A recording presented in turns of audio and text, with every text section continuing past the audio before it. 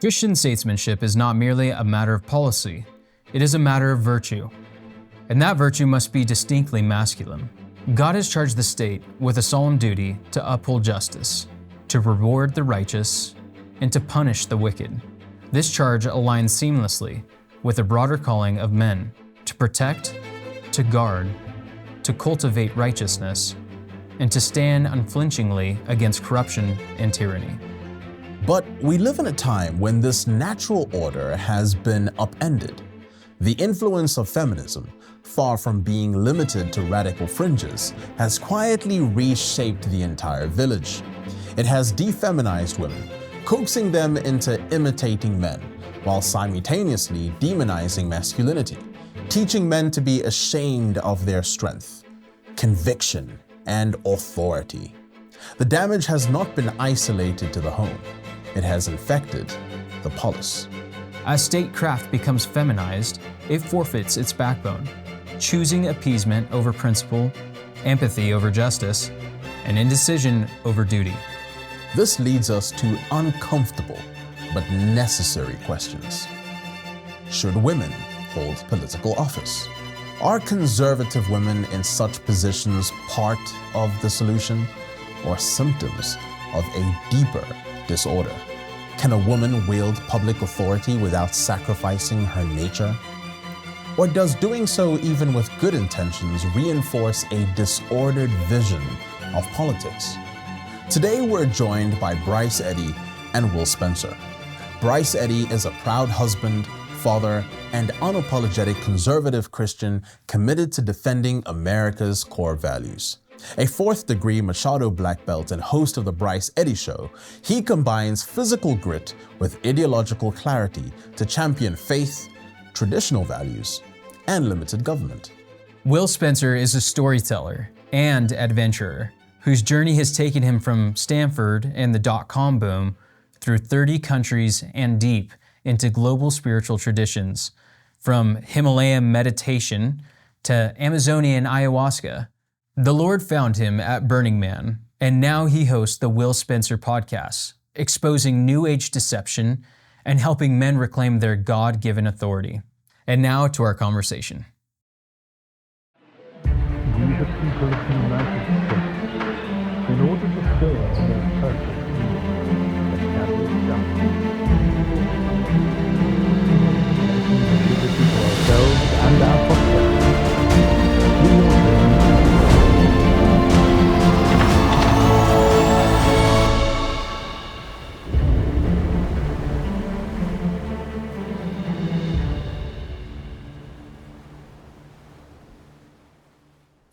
Welcome to Kings and Statesmen. My name is Lennox Kalifungwa. Alongside me is my co-host, David Shepard. And today we're joined by two special guests, Will Spencer and Bryce Eddy. Welcome to today's show, gentlemen. I'm really looking forward to our conversation, where we're going to be delving into politics in relation to masculinity and the importance of that. But before we dive in, I'm just interested to know more about you gentlemen. Bryce, you're an interesting gentleman. You're in the world of business and insurance. You're in the world of martial arts as well. Husband, father. You want to tell us more about who you are and specifically what got you interested in this topic of masculinity and politics? Yeah, I mean, I hated sports, so I had to have something to occupy my time. As a kid, I'm an entrepreneur. I do a bunch of things. My 9-year-old daughter at the time was like, "Dad, what do I say when people ask what you do for a living?" I just said, "I'm a money laird." I was, making my way in the world as a sales guy, driving around, listening to, like Rush Limbaugh when I was 16, 17, 18, and, hearing some of the ideas and some of the things. I mean, he was prescient as to what was going to occur in our culture. So a lot of the stuff that manifested itself over the last few years, he was, kind of the Paul Revere warning us. Right. And I just found it interesting. I thought political philosophy is interesting. I got into politics a little bit and found out that it was insanely dirty, and most of them are creeps and most of them are grifters and looking to accumulate power on both sides, and we've seen that. And so I just found it interesting, and I didn't care that much for football. Right. And could you Tell us a little bit about your role at Turning Point USA and what you do there. Yeah, I just answer to Charlie and do what he says. No, I have the privilege of being on one of Charlie's boards and supporting that organization. I came to know Charlie because he was getting attacked in airports and things like that, and we organized security teams for him. And I saw very early on, I was a fan of his, and I was involved also in Prager University. Dennis Prager, they had their company party in my backyard in 2020 when they couldn't have it anywhere else. And so he lit up a cigar in my house. I'm like, Dennis, you got to take that outside. But I offered it to him. He just didn't realize that it was a no smoking house. But all of that stuff just interested me, and so I was kind of behind the scenes for a lot of years, and supporting financially and just involved in whatever way I could. And then, like probably a bunch of you guys, COVID and kind of when they weaponized government against us in an obvious way, then it was like, all right, I'm a frontline guy. I'm in. Right. Yeah. That's awesome. Will, get into your story a little bit here as well. What's your background here, and what's your particular interest in masculinity and politics? Yeah, I would say what I enjoy about panels like this is discovering the different paths men take through life. Mm-hmm. So I had a background in tech entrepreneurship, and that was in the San Francisco Bay Area in the late 90s. Went to university up there and kind of came of age in the center of liberal progressive politics in America. The San Francisco Bay Area It doesn't get more liberal than that. It just literally does not get more liberal than that. And so that was my first exposure to politics. I used to be very far over on the left. I was part of Occupy Wall Street in San Francisco, to give you an example. This was before woke. Woke didn't exist at that time. So it was a very hard left movement, but not the kind of left that we understand today. And it was going in all the way into that world that I saw the real insanity of the left. I got to see it firsthand in front of me, right? Like, oh, hey, I'm here because I don't like what the big banks are doing, and these people are here for very different reasons. And so that started a journey back to the other side towards the right. And along that way, I went and I traveled around the world. I've been to 30 countries around the world, and getting to see the way that different countries approach politics, and getting to see the United States from the outside, as opposed to what I had been told in this liberal kind of hotbed of what America is. When you step outside and you see the world, you see the way the world really is, and see America from the outside, it changed everything for me. And so that started a journey to the right. And so I went all the way over to the right and checked out that as well. And so now it's like, okay, now I've seen the ditches on both sides, and let's find a way down the middle. Yes, that's good. Why do you think this is such an important topic? Why do you think this is a relevant subject to delve into in today's cultural climate? I mean, there is no more fundamental topic than the relationship of men to women and vice versa. Right. I think that might be the most important topic on earth, separate from man's relationship to God. Is what do we do with this other sex that we live here with that is so different and yet complementary to us?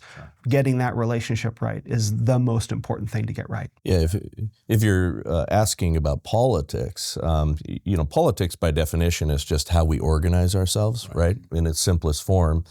And to the people listening or watching who say that, well, I'm not really interested in politics, wait until it's interested in you. Right. And I think that's what got a lot of people waking up, is it became interested in us all of a sudden. I find it fascinating, there's a lot of guys I know that the Occupy Wall Street was sort of their, gateway into it.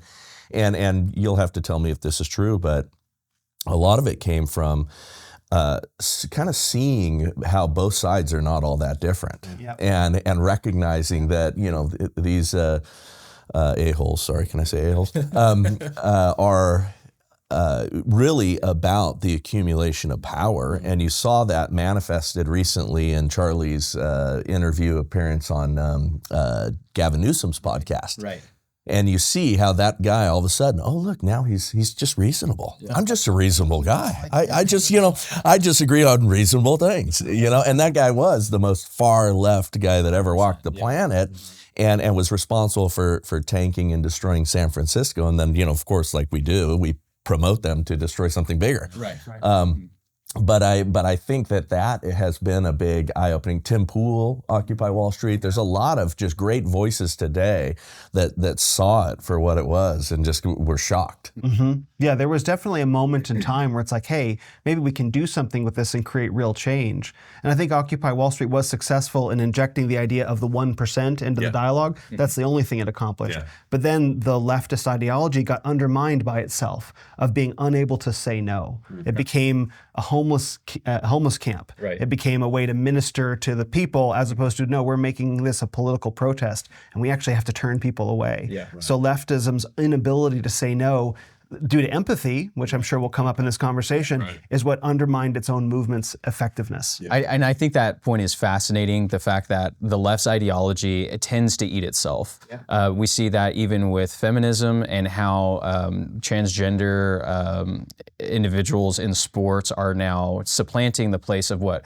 rightfully would have been a woman's sport, right? Yeah. And so this ideology gets to a point to where they can't even control it themselves. And yet, all in the name of we're here to protect everyone's equal rights until it starts taking away from the rights that they initially set out to protect, right? And like this is the duplicitous ideas of leftist ideology, Marxist ideology, even if you want to take it back to a more social level.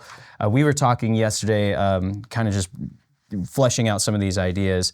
I think it's fascinating, and I'd love to pick your brain a little bit about what you saw across the world as far as different cultures. Did you come to find that any third world countries or countries that were affected post-socialism or currently in socialism having a really negative effect on the relationship between man and women and their place in politics? And did you see that fleshed out throughout culture? In socialist countries. I mean, I don't know, I didn't go to too many socialist countries, but I did go to communist China. I did spend 6 weeks there. And that was, of course, hugely instructive to go to a nation that on the surface, if you don't look too closely, might look capitalist. Like if you look at major Chinese cities, they look like Chinese versions of American cities. But while I was there, I was talking to young students who knew how to get around the Great Firewall, the Chinese state censorship of the internet. So they had VPNs, and so they knew about the world, and they knew about America and stuff. And so I was talking to them, and I said, well, this looks pretty capitalist to me. This doesn't look like Soviet Russia. What makes China communist? And they said, because they can just come along and arbitrarily take your stuff. Yeah. Right? And so like, oh, I see how this works. So on the surface, it all looks very happy, very friendly, very shiny.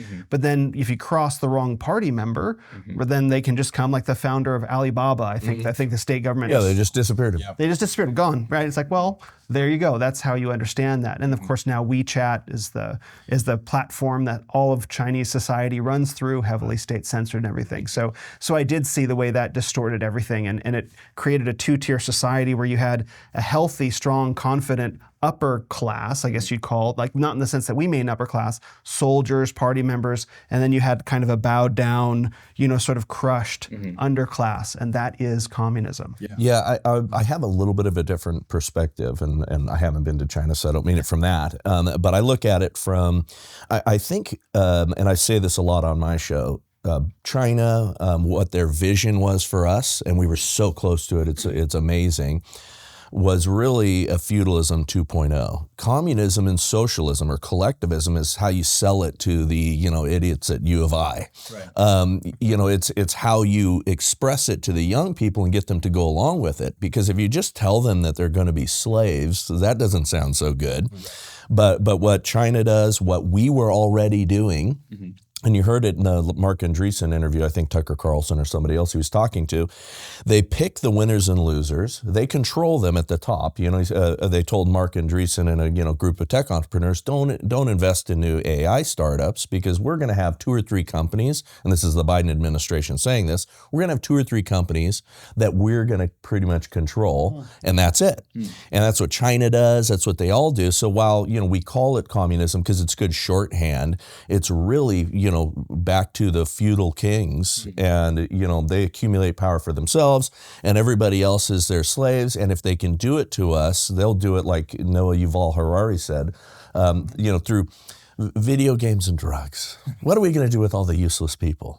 And that's what they're interested in. That's was not Brave New World. That's Fahrenheit 451. Yeah, which is one of the underappreciated, dystopian novels. We focus on Brave New World in 1984, but I think Fahrenheit 451 has a lot to say to us as well in that regard.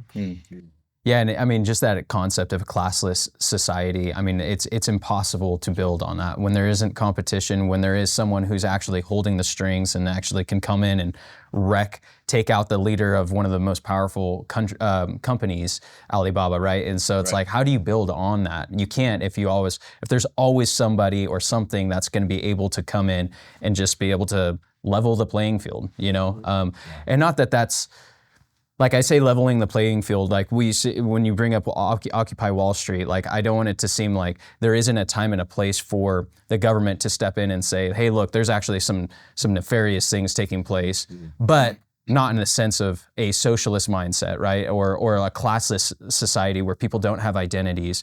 And that's really where I feel like we're at right now, is we're losing our identity. We can't even understand what a male, what a female is, what God created them to do, right? Absolutely. I'm not an anarchist, but I sympathize with their viewpoints because what you're talking about, and I think this has crept into our thought process, is that the government should be the one interfering in some of those things, right?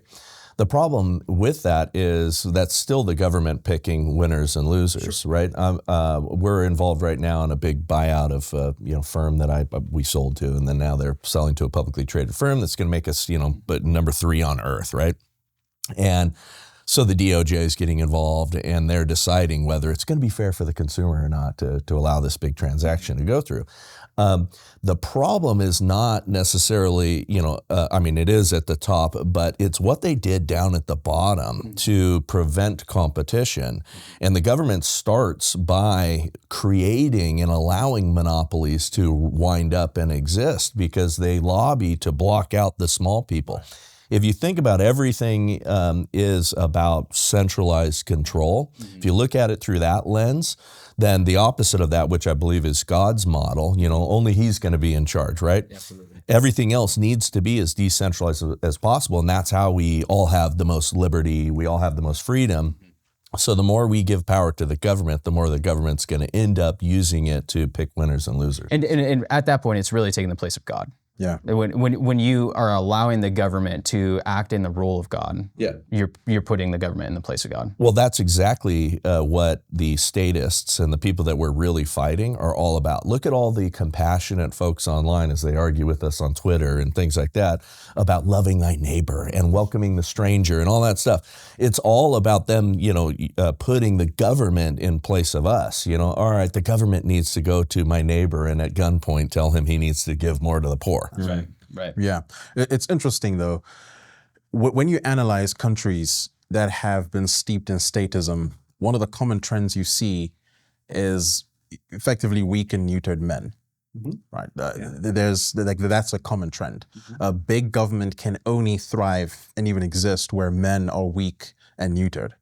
And so just talking about competition there is something about competition that is masculine in a very distinct way. And so there is a direct tie between that statism, that socialism, and just general emasculation. A welfare state can only exist where men are not masculine. A big government, is another way of putting it, can only exist in any feminized culture, right? And this is the world we live in many ways today. Bryce, when you hear this, where does your hope lie in overturning this kind of trend? Well, it's funny. A friend of mine, I work with, said, "Oh yeah, so you're going on a podcast now? Yeah, I'm going to be out of pocket for a couple of hours. Oh, what are you guys talking about? Well, masculinity, politics, and all that stuff. Oh, what are you going to say? Well, it's women's fault. It's entirely women. Podcast over. Good job, guys. It's funny. I mean, ultimately, the feminization of men is what has put us in the place that we're in, right? And it is men's fault primarily because we allowed it to happen. We became passive and we became weak, and then things like weaponized empathy and all that stuff has ended up taking over and dominated everything. And collectivism is distinctly a female trait, which is why the guys that are espousing that are distinctly feminine. I mean, look at the Dean Withers and the Parker whatevers and all the white dudes for Harris, we have an issue. I mean, it's all like the early andropause effect, low testosterone, something's in the water, so, BPAs and, water bottles and, I mean, it's that, but I mean, look at them. They are distinctly feminine, even in their vibe, in their gestures, in the way that they present themselves, which is why they can't hope to be like the representatives of men for that are going to inspire people towards leftism. Yeah, I want to introduce a degree of refinement to what we're saying about men. So I think it's actually false to say that men are effeminate broadly, because there always must be an enforcer class and a laborer class of men 100%. On the oil fields, police officers, etc., who are there to enforce the egalitarian. So there is some segment of men that we would still identify as traditionally masculine. What's actually being weakened is fathers, is the household, is leadership in household. And this is where I think, Kuyperian sphere sovereignty comes in, is that it's not men who push back on the tyrannical state, it's the household as the atomic unit of society. And that, I think, is what's truly been weakened, is the role of father in the home. And that began in earnest in the 1960s, but certainly the undermining process began much before that with the 50s, and then of course World War II was a big part of that. So that undermining process has been going on for a long time, until it was finally, the foundations were got underneath in the 1960s and 70s, and it just crumbled. And so now we do have men that are still strong and capable, but what we don't have is we don't have fathers in leadership homes, leadership roles in the household. That role itself has been undermined. Well, that's so much of why they attacked the family. The family is the smallest form of government, and they undermined it. Yeah, going back to the 60s, they undermined it in black culture. They did whatever they could to destroy it, because that's what would ultimately stand in their way. And we've seen that so systematically. I could not agree with you more on that, because also the people that you're talking about as the enforcers, feminism and girl bosses and things like that could not exist without the men. Women cannot oppress men collectively, right? Men can oppress other men, and that's what we've seen happen in this culture, is men oppressing men at the direction of a messed up culture. But women can never collectively oppress men. I want to take this back to COVID as a great example. So you go into a store, this is 2020, we're 5 years on from the pandemic, right? You would walk into a store and you're not wearing a mask, or I would not be wearing a mask. And then immediately it would be a woman who would come up to me and say, you need to put a mask on. I'd be like, no, I'm just not going to do that. And then what would she do? She would go get a man, right? And universally, it was a feminized man, usually an older man, older liberal man, but she had to go get a man. It was never a big, fit, confident guy like you that would ever walk up to me in the grocery store like, hey, bro, you got to put your mask on. You know what I mean? That just didn't happen. And so that was in microcosm what you're talking about. We were sitting at our CrossFit gym, and our CrossFit guy, the coach and owner said, I'm not closing, right? And so we were all doing our workout, and we had big roll-up doors, and we're sitting there. And this is the only time that I lost my cool. This woman comes out of the bushes, in between, the other buildings, and she's like, "What are you guys doing? Do you have permission here?" And she starts, screaming at us. And my daughter, I want to talk to the manager. Yeah, he's like, "Calm down, Karen. Calm down." My daughter is 14, 15 at the time, is sitting there with an uncomfortable smile on her face, and we're all on the ground, wiped out from across it. And this gal goes, "Wipe that smile off your face," to my daughter, and I boom, spring up, and I some expletives. I'm like, "Get out!" and freaked her out. And then she calls the cops, right? And then the cops come back. To your point, now I knew the sheriffs. I helped him get elected. We were close. All the guys knew me. We had a training facility in town. I trained a lot of them with jiu-jitsu. So anyway, he comes over and he's like, "Hey, can you just roll the doors down, Bryce?" I'm like, "Okay." But man. Yeah. I think Michael Foster likes to say patriarchy is inevitable. Yeah. Right. I think that's the point that's being underscored here, that even feminism is enabled by men. Yeah. Right. Fundamentally enabled by men. But speaking of feminism, I kind of want to get into a little bit of this. it's interesting because when people talk about feminism, they like to think of it as a movement that had noble and virtuous beginnings. Oh, they were all occultists. Right. First wave feminists were Satanists. Exactly. Right. In fact, there's actually a quote here I have from Elizabeth Cady Stanton, who was a first wave feminist. This is what she said. She said, "The Bible and the church have been the greatest stumbling block in the way of women's emancipation. When women understand that governments and religions are human inventions, that Bibles, prayer books, catechisms, and encyclical letters are all emanations from the brains of man, they will no longer be oppressed by the injunctions that come to them with the divine authority of 'Thus saith the Lord.'" Yeah. Right. So her premise, right, for this so-called women's emancipation rests on a rejection of God, a rejection of Christianity as well, right? Yeah, because Christianity at its core is patriarchy. Correct, and no matter what the woke pastors say, Right. Susan B. Anthony, who is a great hero, I put her on Currency and stuff, was an avowed occultist. She was a witch. She said she was a witch. And most all of them at that early time were, and it was a distinctly anti-God, secular humanist or occult movement. Yep, absolutely. You can go back to the French Revolution, where a lot of the European intellectuals were practicing not polygamy, but free love. Let's say the early versions of it. They're having orgies. Exactly, and that's what they were. That was a pure secular humanist project, right? Yeah. Very well said. So Bryce, we got to address the elephant in the room. What do we do with the 19th Amendment? Oh, yes. So it's funny. I talked about this. Yeah, that's a great tee up. Thank you. I did a podcast with Seth Gruber and AJ Hurley, and it was my show, but we had some bourbon, and we were late at night, and we were smoking cigars, and we were sitting there talking, and we called it the Unhinged podcast, and we were talking about what could get you canceled on both sides. Mm-hmm. And so, we came up to, let's take away women's right to vote, and women shouldn't be voting. Look, they ruined it, and so we're joking. We're trying to upset the girls that were, watching us. And, but it didn't upset them. And I found it fascinating as I've joked about that with, present, got it together, smart women. They're like, yeah, we kind of messed this one up. And I found that fascinating because I thought there'd be more, pushback. And of course, I'm not advocating that that's what we need to do.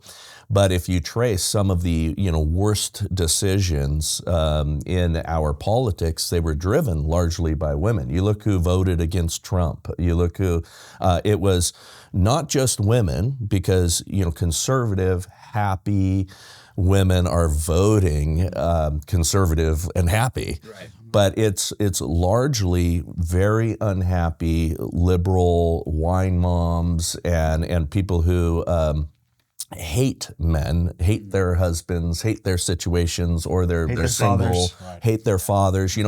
It's really rebellious voting at the core. It's really an angry and in kind of a terribly bitterness-driven vote. Mm-hmm. And you see that, you spend time on Twitter and you see that in minutes. Yeah. What are some of the consequences of this? Like, what did the 19th Amendment do to the American household? Yeah, well, it did fracture the family. You look at many of the votes that came in. That was the turning point. You look at what happened in the 60s. You look at what happened and what was allowed by our government and just taking women that were predominantly in the home. And because we needed now 2 income earners so that we can feed the machine and grow the state, we needed to take them out of the home. We needed to put them in the workforce. We needed this increased tax base to rape and pillage the public in favor of big government and big government growth. Mm-hmm. I think you touched on a really interesting concept, and we kind of touched on it a little bit earlier. But World War II, you had the Rosie the Riveter come out and, right, and really contribute to the economy. And really, it was a time when every American was participating in the war effort, which is a noble thing, right? You want to have everyone band together when we're fighting a international threat to humanity and have cultural ideas potentially take over the nation. And so what took place afterwards, though, which, I mean, things didn't go back to normal. No. You know, and now we've created this dichotomy to where man has to typically, in most cases, go work 2, 3, 4 jobs to be able to provide for his family, when in reality, beforehand, man would be able to go out, get a job.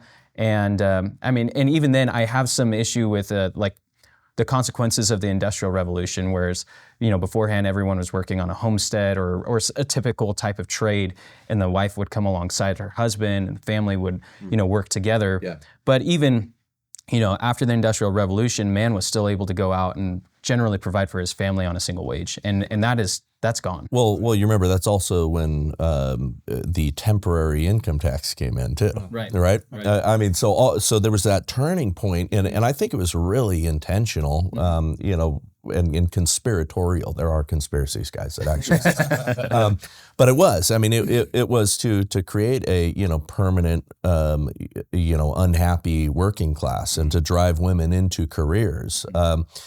Because, you know, men and women are meant to be productive, and men and women are meant to work. And you know, and I don't disparage women who choose a career path and this is where they want to go. I have 3 daughters. We talk about what they want to do with their lives. All 3 are incredibly smart, incredibly capable, talented. You know, they're all musicians. They've developed their own music businesses. They're teaching music. They're, you know, they've got their own, they're performing. They've got their own little group that they do together. They're making money. They want that. If you talk to each one of them, they're like, okay, here's the path that I am going down, but what I really would like to be is a wife and mother.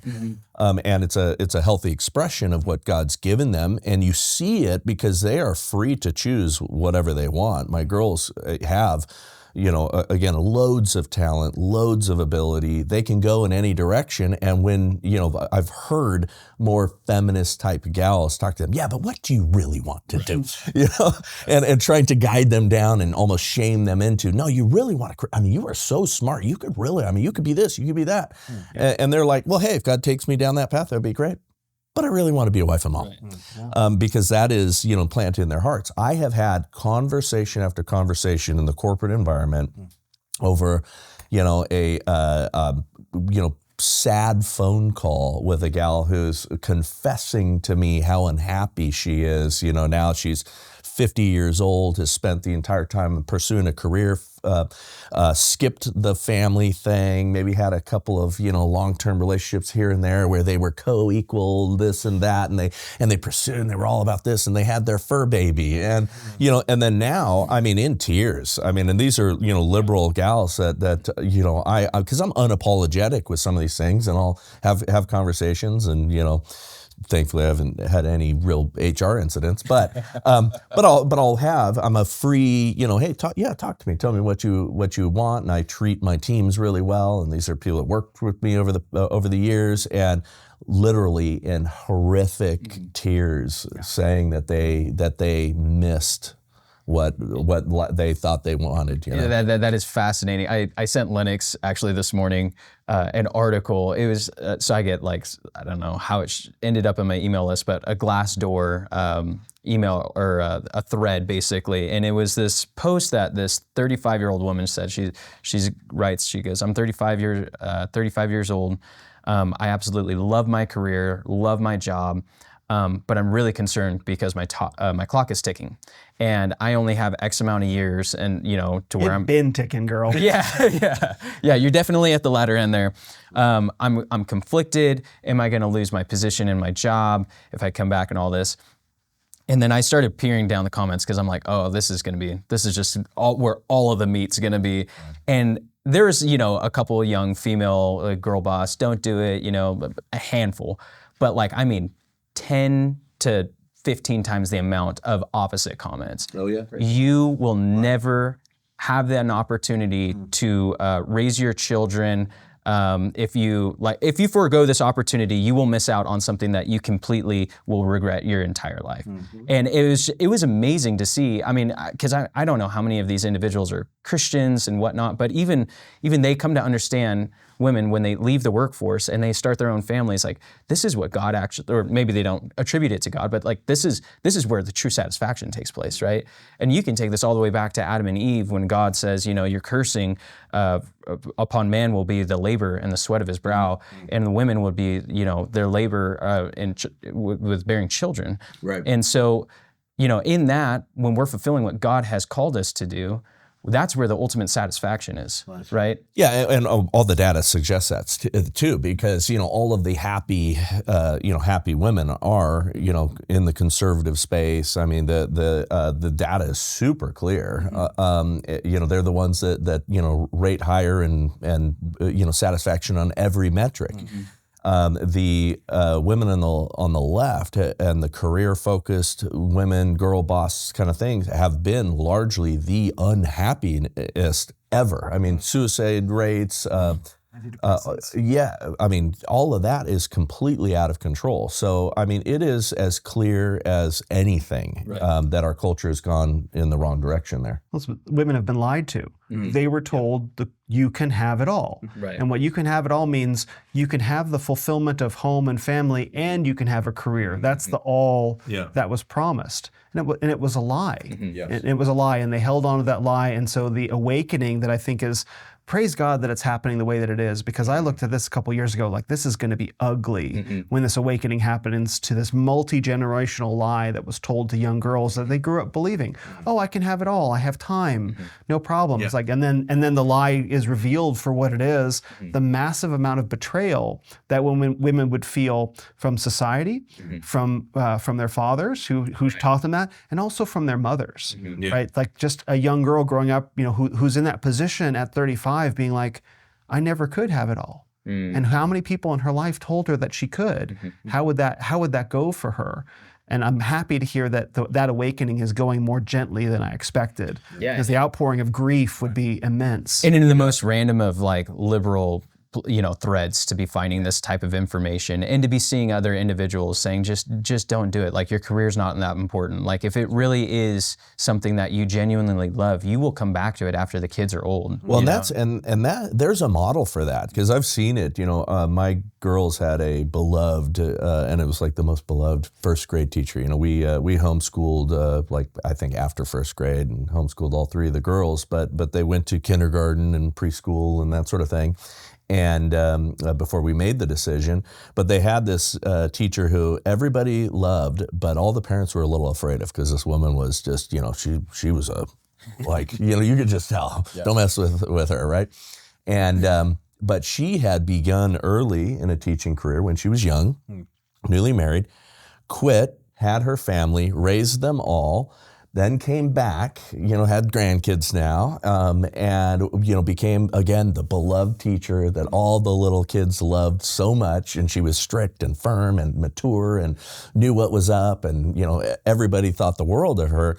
But that was what she did.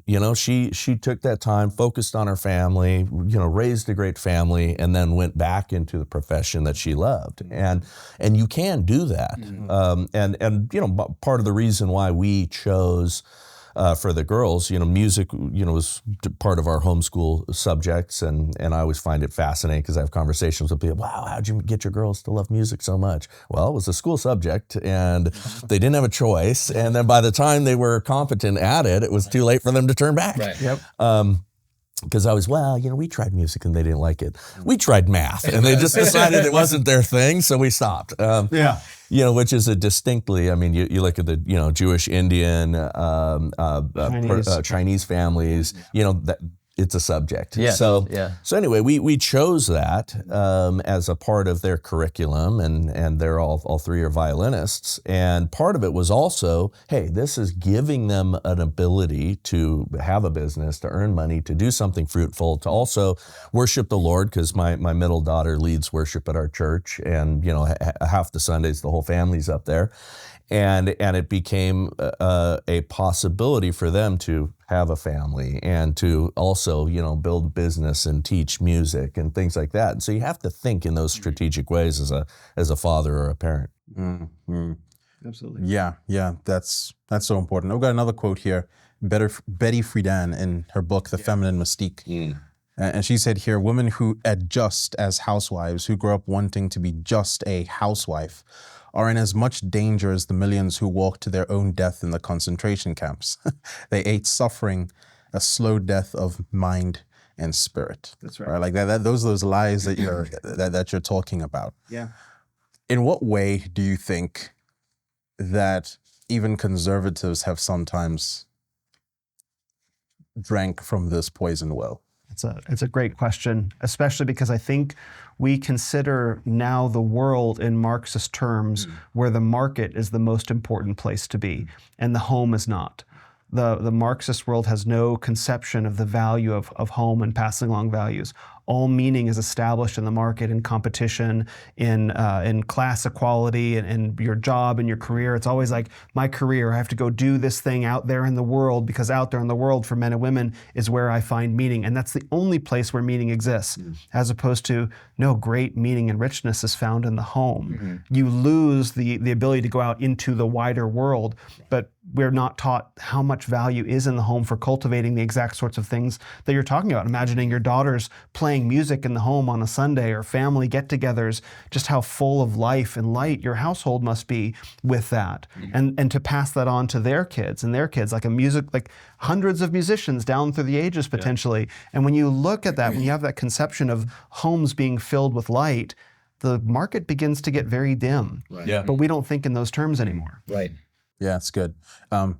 One way I like to put it is there's a sense in which what feminism has sold to women is the opportunity to throw a perpetual tantrum in exchange for the opportunity to influence a multi-generational legacy. Right?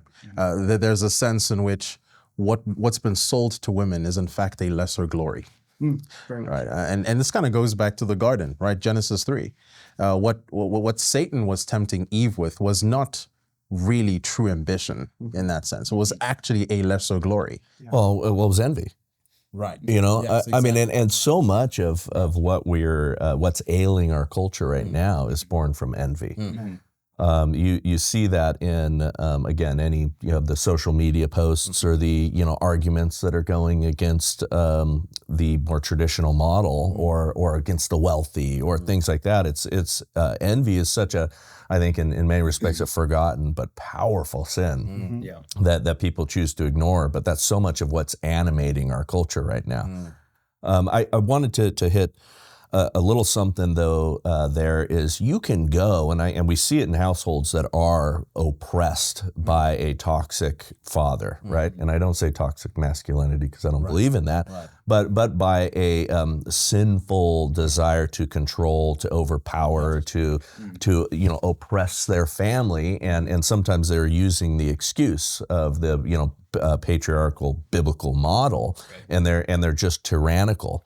And every time we talk about this subject, that's the reflexive pushback is, oh, you're endorsing, blah, blah, blah, blah. It's like, no. We're talking about very happy households that include, by the way, you talk about the marketplace.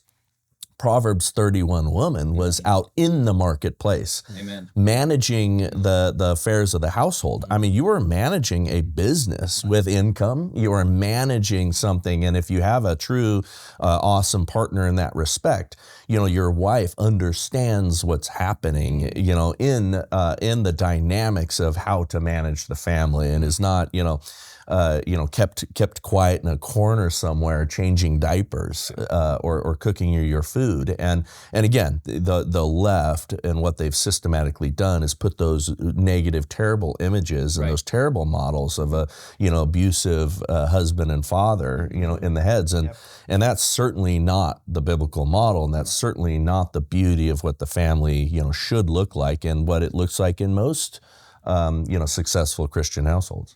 The example that I often give has been erased from our culture to paint that picture of the tyrannical father.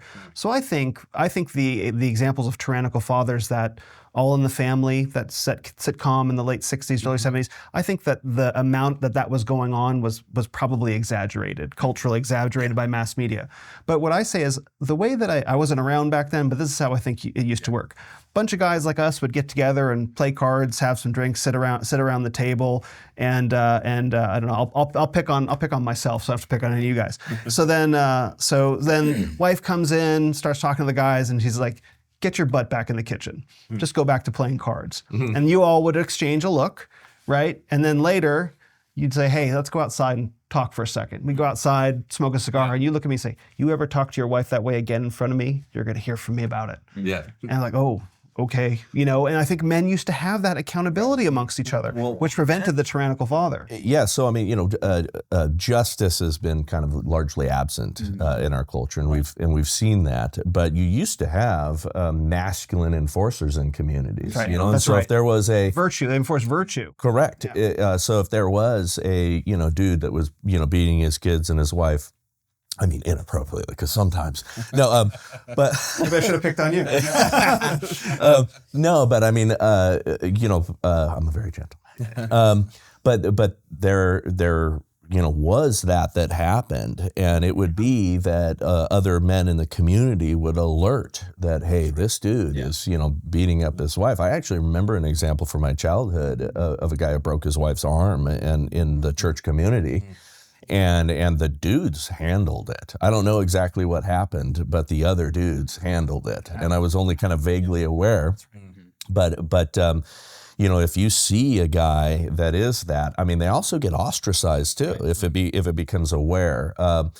But if there is no justice, because the police have largely been emasculated in our culture. That we aren't getting justice. It's weaponized against people because of COVID and things like that. We saw those examples.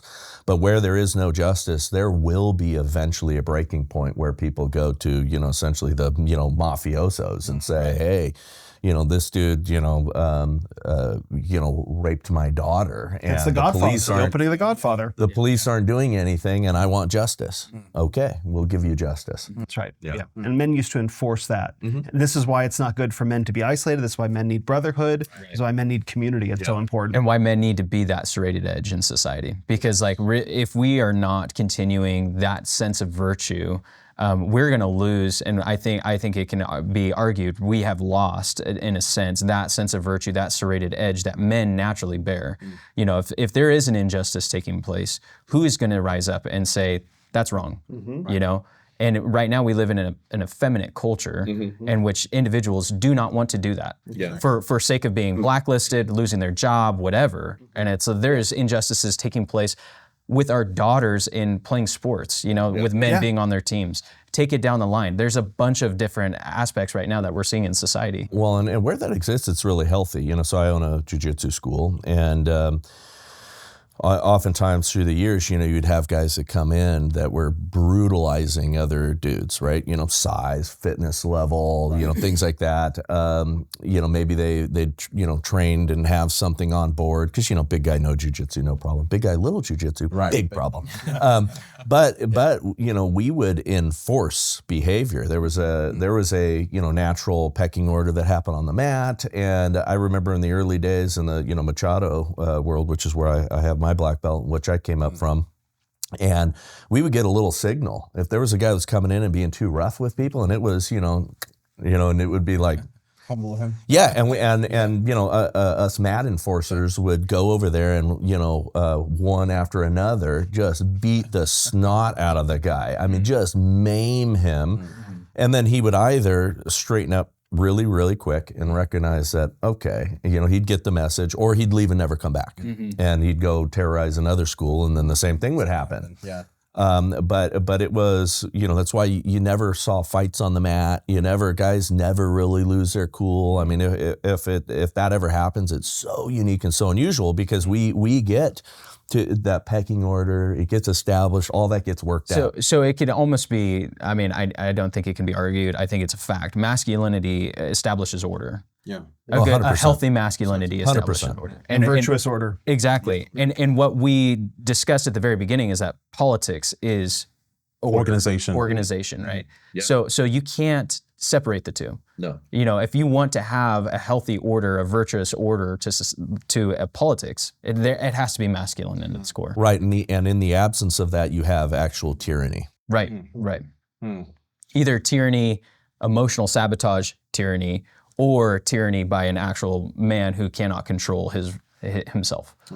I think it's both. Right. Because I think behind the emotional sabotage, behind the emotional manipulation, social shaming, if you as a man decide you are no longer going to allow yourself to be emotionally manipulated, you will find out that there is an enforcer standing behind that person who is trying to emotionally manipulate you. If you just decide to sit there, no, I see what you're doing, like Neo with the bullets, like, oh wow, no, there's no meaning to any of that. You'll soon find out that there's a brick wall behind it. It's happened in the corporate world. Yeah. Okay, so to the shame of most CEOs and the management class in the corporate world, they swallowed up all this ESG, DEI stuff. And I've been in boardrooms where they're all talking behind the scenes. Oh, this is so stupid. This is nonsense. Well, why are we doing it? Right.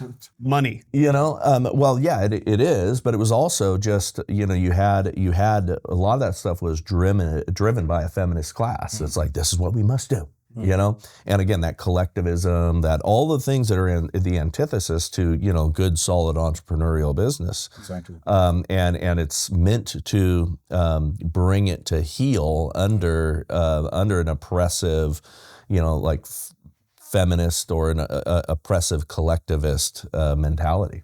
And it enforces itself through reputation destruction. So that's how it works in the corporate environment. It's also why you're seeing it collapse really quickly because people started to decide. I mean, man, when I said aloud on my show multiple times, and I was very disciplined about it, that, you know, puberty blockers, it's evil to tell children that happiness lies on the other side of puberty blockers and genital mutilation. Yeah, okay? fair. Which is an obvious statement, Right. You would right? think so. Yes. And, you know, it's like, you know, Billboard Chris walking around with the, you know, children cannot consent to puberty blockers. It's like, yeah, that's self-evident, right? Duh.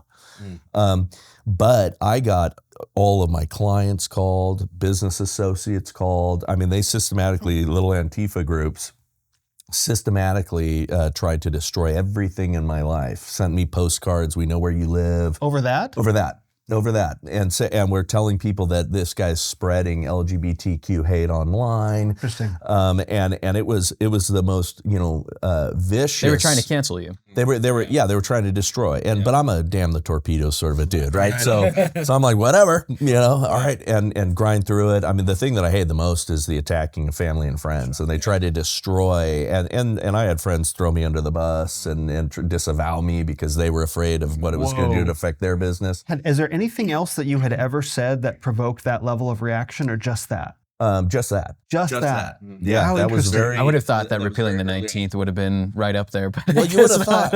I waited until the damage was done before I said that. He sowed the ground and then reaped. No, but to, you know, to the point of that is once people thought it was safe to say that, now everybody looks at this and says it's nonsense, right? But early on, even the people in the conservative community that were, you know, not the forefront, not the Matt Walshes of the world and things like that, were unwilling to really, let's be really careful about that. That is one of the most fascinating things I find about this next generation is that they are seeing all of this nonsense and they're like, no, that's stupid. Yeah. You know? No, that's retarded. Because that's coming back. You gotta say that now. Yeah. So it's gay. It's gay. Yeah, like, Oh, you got to say that. Why are you gay? Why are you gay? but they like you see Gen Z right I've never wanted to ask, but You see Gen Z right now just being this like complete anomaly from what we've seen in the last 3 generations, really. Like they are very much comfortable in their conservative nature. more right wing than any previous generation, right? Yeah. Now the women aren't. No, the women are going the other way. No, but that doesn't worry me. Right. It doesn't worry me at all. Right. And the reason is because it's all these young men that are going to be acting like men. And we talked about it last night, but there was a video of this gal that went out on a date, and she was super left liberal. She's, like from Santa Monica. She's given all of her liberal creds. And she's like, I went out on this date with this total bro. And she's like, I don't know what happened to me. I think, and people are like, one of the comments was, I think she hit her factory resettings or something like that. But she was like, whoa, and we're going to see more of that because if you have the men behaving like men, calm, strong, confident, they got it together. As long as they're like that. Yeah. No, but I mean, the conservative, strong men that are going to start leading, and we're seeing that right now. I mean, Turning Point, is seeing that on the ground every day on these college campuses now, right? These young men that are coming up are yearning for like, how do we build strength? How do we do this? They're coming into my jiu-jitsu school. I mean, you're seeing a whole new class of sort of studly dudes, and it will transform the women. Absolutely. I think this is a great segue into this idea that I'd love to go like round the table here and just ask each one of you guys, if you in as few of words as possible could define masculinity, It's good. What would that be? I always go back to Doug Wilson's definition, the glad assumption of sacrificial responsibility. I think, and all of those words matter. Glad. Like you're happy to do it. Assumption, meaning like you take it onto yourself. It's also assumed, right? Of sacrificial, meaning you give something of yourself. You give something up to take on this responsibility. I think that's his dad's definition. I always go back to that because I think that covers the most masculine virtues in a short phrase. We kind of were picking at this a little bit, and it's just funny that responsibility just the word that keeps coming up. Yeah, it's like that is the most quintessential idea, I think, that comes to my mind. Someone who's not afraid to step into the limelight and say, you know what, I messed up. Like I'm going to take this one, whether you showed up late to work or you're just irresponsible or whatever. A masculine man is going to say, you know what, I'm owning up to this and I'm going to change. Looks at themselves in the mirror and says, I'm going to do this. That's right.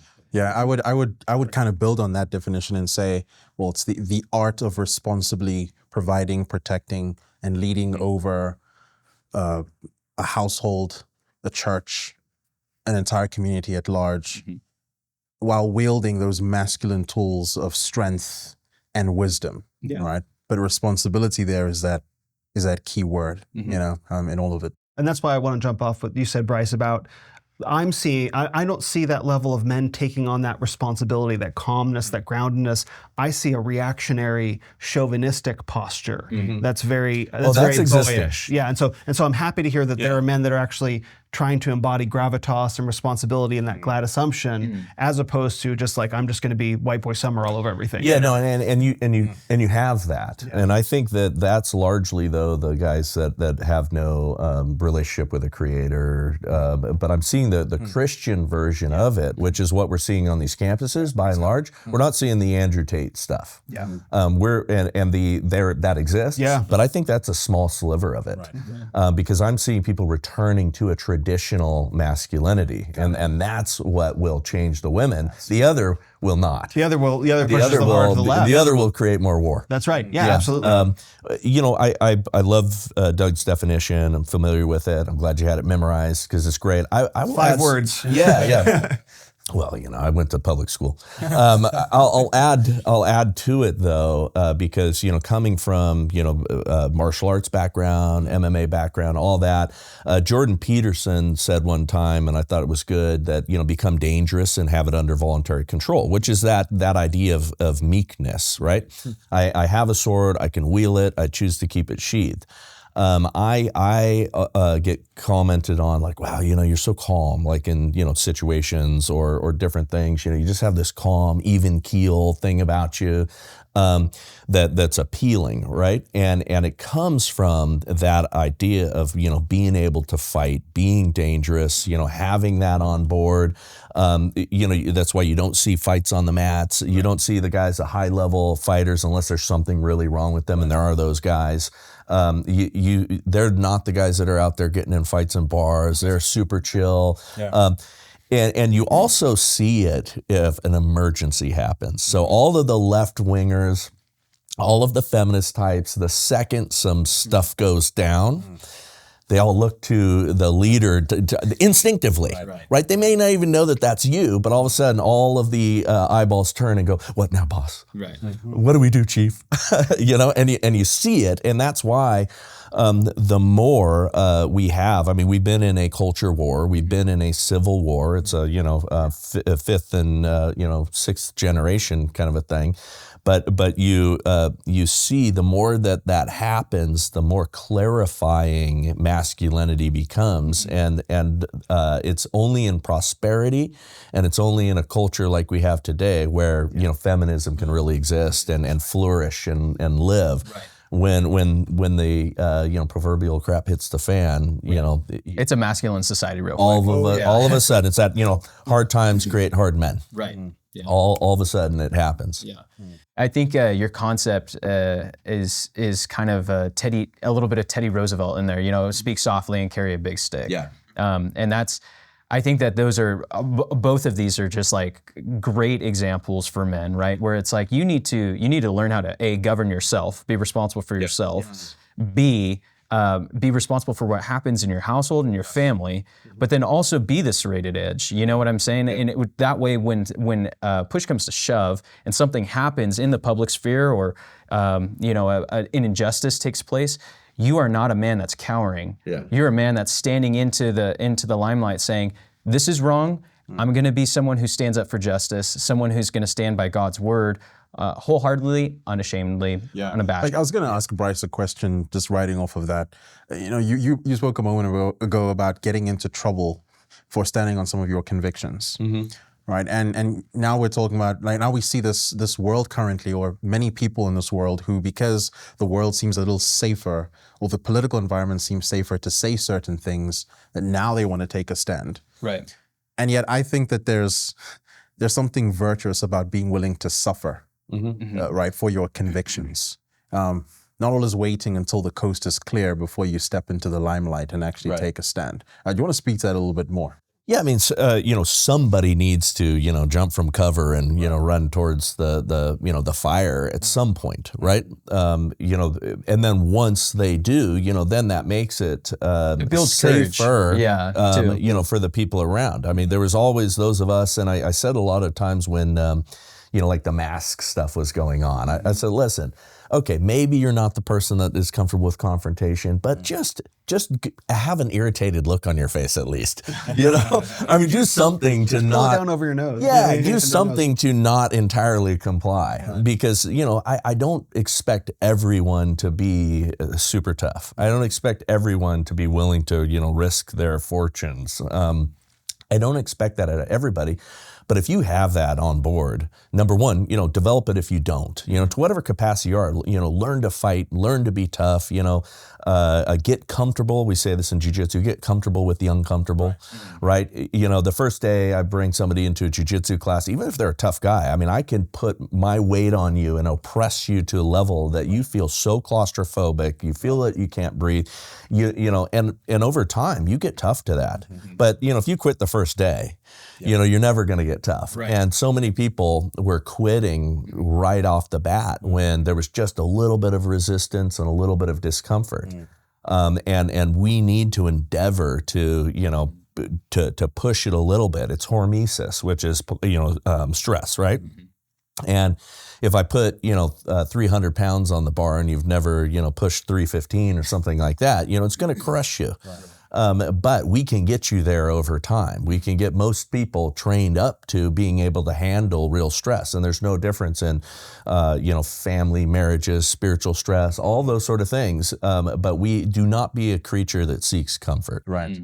Okay, so you've kind of pointed to martial arts, but are there other things that men can do to sort of manufacture or simulate discomfort as a means of developing? Oh yeah, I mean, there's 100 things that you can do. You don't need to, get on the mat and grapple, but I mean, cold plunges, saunas. I mean, there's all kinds of little things that people. I mean, take a cold shower if you're a person. Oh, I could never do a cold plunge. I make fun of those people all the time. I could never. Okay, could you really never? I could never eat a bug if I was hungry. I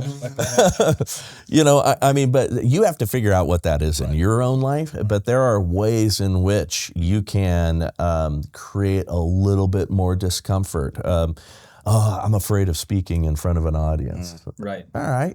There's an opportunity, join Toastmasters there are all kinds of things. What is it that you're afraid of? What is it that you're uncomfortable with? And find it. It doesn't have to be, lifting weights or a physical thing either. Right. I mean, some people are more afraid of speaking in front of public than they are death. Right.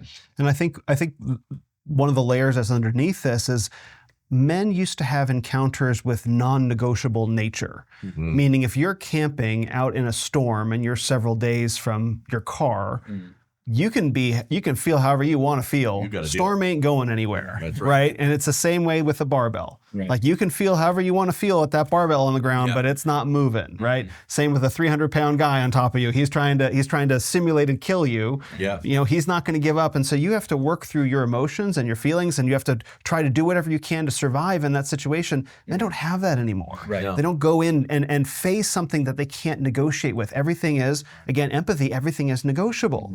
And when you encounter something you can't negotiate with that is way more powerful than you discover who you are real quick. Right. And more men need that. And they need it in a way where it's not going to kill them. And that's the challenge, right? How do you create these opportunities for men to truly encounter their limitations against nature or against a force that's greater than them, that isn't going to hey, yeah, but you might not make it. And you have to find those things, right? And they are out there. I mean, I'm doing on Monday nights, I'm doing Muay Thai with my daughter. My 16-year-old she's out of the three the most experienced with jiu-jitsu, and she came out of my school, and we had fun doing that together, and I've taught all three of them, but she was wanting to do Muay Thai, and my son-in-law is pretty good stand-up, and I'm experienced in stand-up, but it's not my first thing. So I'm like a white belt at Muay Thai, and I'm loving it, and I've got good fight intelligence, but I'm having fun with it, and I'm enjoying it because it's it's outside of my comfort zone. I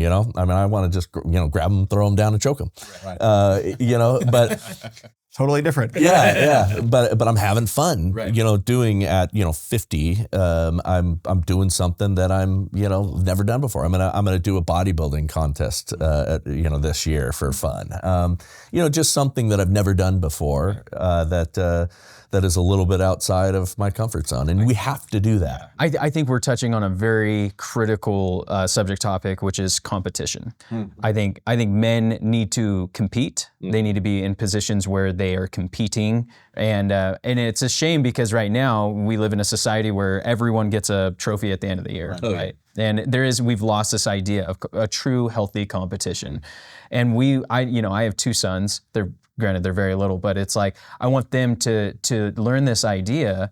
You go out there, you give it your best, and then you give it to God, right? And it's like you need to be willing to compete, to take criticism, healthy criticism, and you will grow and you will go places. Second place is first loser, kid. That's what you got to tell them. That reminds me of, again, like we kind of touched on this a little bit, but like that sounds like a free market model. Right. Like competition, risk taking, yes, all of that. Of course, in an egalitarian world, you're not going to get any of that. You're going to get this centralized.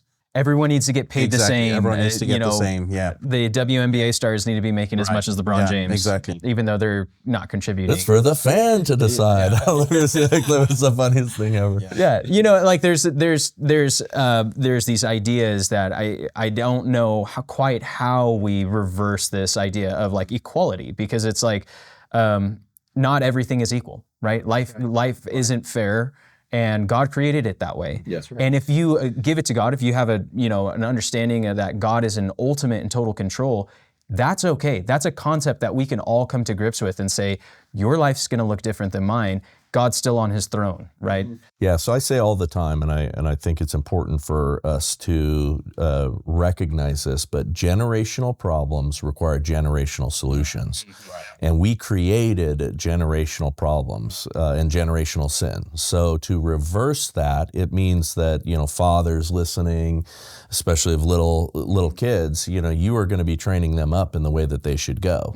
And they need to understand that life is not fair, and you know, equality and those sort of things. They got to get what that really means and what that looks like. And part of that verse too is train them up in the way that they should go. Is as fathers, we need to recognize our kids' strengths and weaknesses. You know, we're not trying to make them into mini us, right? Because we're different human beings. But what did God bless them with? And you know, what can we fan the positive flames of? And where can we like, hey son, you're really good at this, you know? And where can we press in and nurture those strengths and then help them to mitigate the weaknesses? And I think one of the things that gets left out of the conversation of returning to a sort of more free market approach is the idea of noblesse oblige. If you are someone who is blessed to have abundance in any respect, if there's no equality in the world that some will have more than others, if you are blessed to have more, you have a responsibility to those less fortunate. That doesn't need to be enforced by the state. That needs to be enforced by your religion. That needs to be enforced by your conscience. That needs to be reinforced by your community, not by a guy with a gun over there, you know, right, who's going to take that. But I think we've lost that. America has become such a hyper-individualistic society. I'm just going to get mine, right? And so as to throw off the government shackles, I'm going to get mine, and you're on your own, kid. And I think that there needs to be a turning back to say, I have been blessed with his abundance. That comes with a sacrificial responsibility to others that I feel inside my own self. And we need to recover that. And that's one of the blessings of the Christian faith, is to create prosperity, to share and build great civilizations. And so as we begin to approach this threshold, there needs to be a turning back to, okay, now we need to outstretch the hand. And maybe that needs to start happening. That needs to be something we need to practice now, because that establishes the balance without government. I mean, that's just like this concept of like mentorship, you know, even going out and making disciples, right? Like we have a calling to really reach out to the younger men and be teaching them our life lessons. Obviously, if you're a dad of sons, like that is your first responsibility, but then taking it the next step further and finding that young man that is in need of, or maybe you see a critical fault or an area that, you know, you could speak some wisdom into their life. Or maybe you just, you know, go up to I mean, there's plenty of college students, you know, here it's like, you know, are you surrounded by a godly family up here? You know, is there an example that we can be providing? And I think this is going back to this Gen Z idea. What are some critical pitfalls? I think you touched a little bit on this idea of like a false masculinity. Let's flesh that out. What does that look like? What does a false masculinity look like in today's society, where it's actually becoming a little bit more popular to be leaning into your masculine as identity? Yeah, I draw a distinction between gravitas versus bravado. Bravado is a very surface, right? It concerns itself with the surface appearance of something, and it can fake it really well in the public square until you start to scratch beneath it. So if they're normally very weak men, right? But they present as very masculine. Maybe they're in great shape. Maybe they have great style. Maybe they're very boisterous and loud. But as soon as a crisis happens, they're the ones looking to the man with gravitas, who may not present himself out there in the world as anything special. But you get around him and you talk to him, and you suddenly realize the man has a gravity, he has a weightiness to him. That's a real thing of substance that takes a while to cultivate.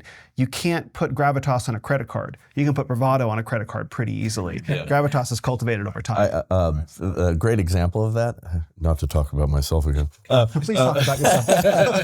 I never do it, but just this one time. But there was a podcasters. So I'm with a friend, and we're actually at my lounge, and there's a guy sitting over and talking. He's talking to the guy next to him, and he's talking about how he's a fighter, and he's just going on and on and on, and all this stuff. And my buddy over here goes, "Oh yeah, and I'm at the time very new to the community. He goes, "Oh yeah, Bryce, a jiu-jitsu guy too, and then, oh yeah, what belt are you? And then I tell him, oh, I'm a 4th degree black belt, Machado, he goes, oh, sir. And then and then he's like, well, I'm just a blue belt. I mean, I'm sort of beginning out, but he was, right. I mean, he was talking he was wearing it on his sleeves. Oh, he was talking like, and it's funny, you see that. So yes, there is that, the Andrew Tates of the world, who are out there, abusing and exploiting women. I mean, I don't think that many of the charges that are levied against him are incorrect. I think that they weaponize things against him. Otherwise, they should have charged him already. But drop that nonsense otherwise. But he's not a good guy. No. But because he's saying very bold things, he's taking those guys that are yearning or looking for something to gravitate towards, and they're going, oh, okay, that's the model, right? And that's drawing people to Islam right now too. You're seeing there's a trend towards that all over the place, because it's distinctly masculine. Right.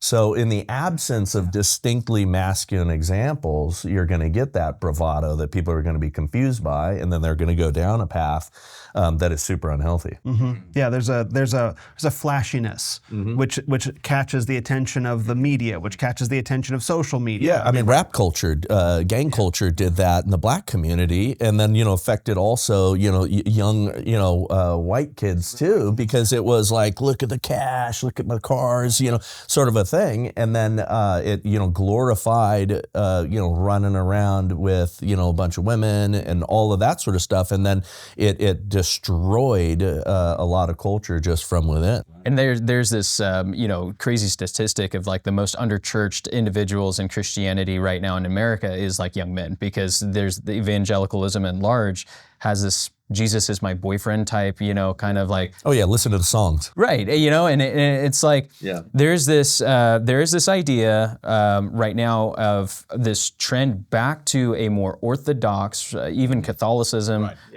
And I think that is because inherently it is a more masculine Christianity, right? Yeah, let's bring back the Crusades, man. Exactly. Stands on tradition, and that looks attractive in a world that seems totally unhinged. And yeah, it's interesting talking about pitfalls that young men need to avoid. I think you do get this resurgence now of young men who are recognizing the mess that they've been in and want to escape that. But at the same time, what they tend to find are what I would deem false prophets who simply nurture their bitterness. And they're not actually constructively building anything. They're not even really nurturing masculine virtue. All they're really doing is whining and complaining. Yeah, that's how you get those weird Nick Fuentes followers, right? And, things like that will show up at turning point rallies, 20 deep outside, and the media is like, look at these racist turning point folks. It's like they stood outside; they weren't even allowed in the event. Right? Yeah, unbelievable. Yeah, it's really difficult. And this is a ministerial challenge, not a content challenge. Because once young men do wake up to the mess that they've been in, that they've inherited, that they've also participated in many cases, it's very easy for young men to get very bitter. Right. And from my time in the manosphere, I watched cults of personality weaponize that bitterness, where the cult leader, would be the one who would administer the solution. Hey, you're angry. Give me money and I'll sell you a thing that'll fix your anger for now. And that was a very profitable model until it imploded. But it continues to be a very profitable model. Right. So what's needed is that mentorship for a man to step into a young man's life and say, hey, I get that you're angry. Yeah, there's a lot to be angry about, but you got to let that go. Right. Because this is made to sanctify you. This is God's will for your life. This is not, time and chance acting on matter, not random circumstance. This is God's will for your life, and you submit to it, and you improve upon it with discipline and focus. But you can't let that root of bitterness get wrapped around your heart. But it's profitable to let the root of bitterness get wrapped around and then poke at it. And that makes me furious. Oh yeah. I'd love to kind of flesh out the cultivating the next generation to have this gravitas. Right, as opposed to a bravado. What do you see as being key cultural necessities in order to build the next generation to have gravitas? Cultural necessities like out there in the world or inside the men? Both. What do we need to do in order to Cultivate that virtue. this? Yeah. Well, first, I would say we need in mainstream culture an example of a virtuous father. I don't think we've seen that on TV, for example, since Bill Cosby.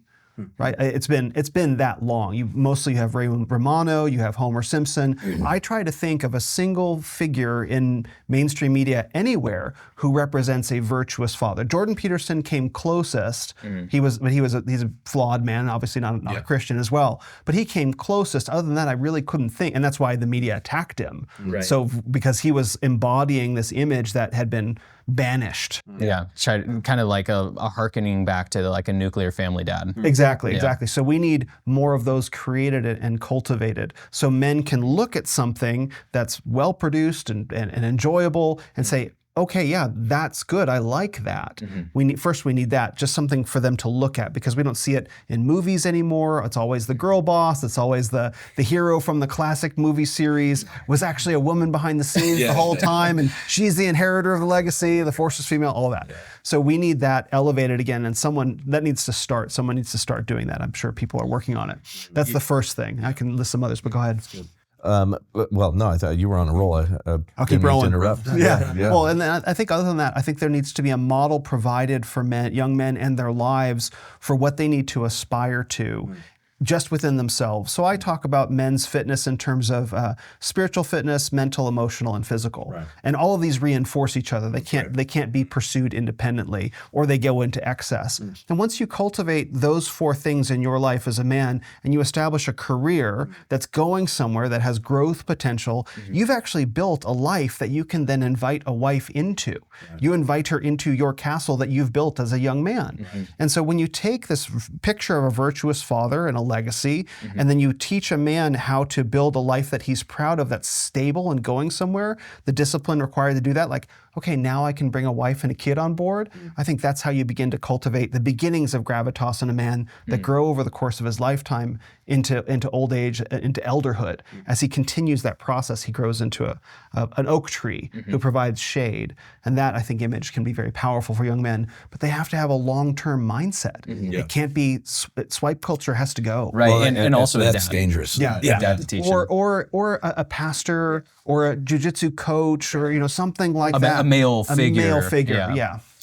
So, I mean, some of the most destructive things right now that are happening, we need to figure out how to excise the screens and the domination of screens. First thing, I mean, if we're going to, raise a new culture of men, we have to interrupt that. We have to get them off the screens. I mean, that is rewiring brain, the exposure to porn at a young age that's damaging them mentally. I mean, literally creating neural pathways that are permanent. Permanent addiction to the scrolling. I mean, it's something I'm working on and have been working on diligently in recent, because I used to read a book a week, and it's very easy to fall into I'm tired of flip through doom scroll through social media and things like that. And some of it when you're doing podcasting or you're out there doing, it's part of the job, but restricting that. We can, there's a reason God makes them small at first, because we can directly control a lot of this stuff. And I'll never forget sitting around a table at Ruth Chris Steakhouse for my wife's birthday with my girls. And the wait staff was, and other patrons were walking by going, "Oh my gosh, your girls are so incredible." And I was a little bit mystified as to why were we getting this attention? Because it was not just our waitress, but another waitress and, a patron walking by and all of that. And I looked in the restaurant, looked around and saw these, wealthy people that looks like they were there all the time. And their kids were on an iPad, headphones on, and just going. And my girls were talking about their favorite composers. And, and we're sitting around and, they were trained to, at this age, and they were, still pretty little, look at the waiter and say, "I would like a, petite filet, medium rare." And, right. And just, eyeball to eyeball, all that sort of stuff. So it was notable that was absent in our culture at the time. And interestingly enough, the only other person that was engaging with their kid and really having conversation was Adam Sandler, who was sitting over off in the distance. So shout out to Adam Sandler for having a relationship with his daughter, because you saw that he was really engaged and she was really engaged, and it was really sweet. But we have to do something different now, because it has swallowed up everybody in that, and I know that most people listening are fighting that constant urge to be on their devices. The other fundamental thing, and Dennis Prager talks about this, is we have to get rid of the idea of self-esteem. Okay. Fascinating. Yeah. Yeah. Because self-esteem to esteem is to admire, right? So I admire myself. No. We need to build confidence, and confidence comes from, kids pushing their boundaries, growing, doing things, having some accomplishments, climbing that tree, whatever it is, getting out there and being and making some things happen, finishing their work, having lots of chores. We gave our girls a ton of chores, even though we could outsource a lot of things to other people's, kids or other people's families. My girls were doing chores on a regular basis, and we started them out at like 3. Right. They would just go and grab toilet paper and go and make sure each bathroom had an extra roll of toilet paper. Just little tiny things. We pinned to their shirt a little list of their chores for the day and little things that they needed to do, and they went through the cards, and they just got it done, right? And I'll remember my 4-year-old oldest, or 5-year-old at the time, she goes, "Dad, why do we have so many chores?" And they had plenty of playtime. They weren't our slaves, but we were just teaching them to work. But anyway, I said, well, Mom and Dad, we have our responsibilities. We have our work outside the home. We have the things that we do, and then we come home and we have things that contribute to the household, and this is why I feed you. And she looked at me and kind of went, okay. It was like, satisfied, that computes. But let's build confidence in kids, give them things to do and to accomplish, and set markers for what that means when they get stuff done. That's how you build confidence, and how you start to build a different culture. And then hey, keep them off screens and off of porn. Easy. No, I mean, I like the screens point. It just cultivates. It's a nightmare. I mean, we're both old enough to remember a world before screens, right? It was pretty good. It was pretty good. It was pretty good. I yearn back to that, actually. I know. I could go on vacation and ignore people. Yeah. No one could reach you. Right. Yeah. I'm not home. Sorry. Yeah. It kind of like, I think having a lot of that screen time kind of lends into this effeminate man. Like there's this, Passive. you're consumed with something that's not reality. It does change your pathways. You are disconnected.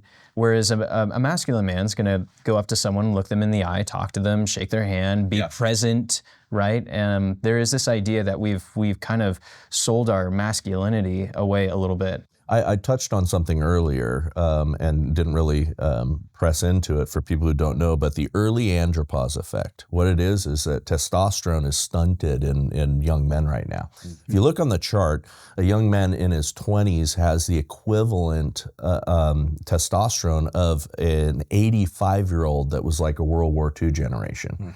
That it's that big a disparity. And if you go to the doctor's office and get your testosterone tested, our local health plan is going to tell you, oh, you're fine, you're at 300. Oh, that's good, that's normal. That is not a normal range. Normal range for a young man is up in the 800 to 1,000.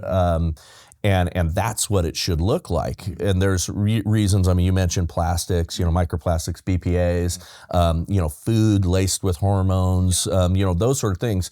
So for you and your family, you better start figuring out how to feed them good, nutritious foods, keep them off the screens, get them outside in the sunlight, all of those sort of things. We have to go really hardcore countercultural in that, because it is literally destroying men before they even begin. And it is an epidemic. I mean, it is shocking.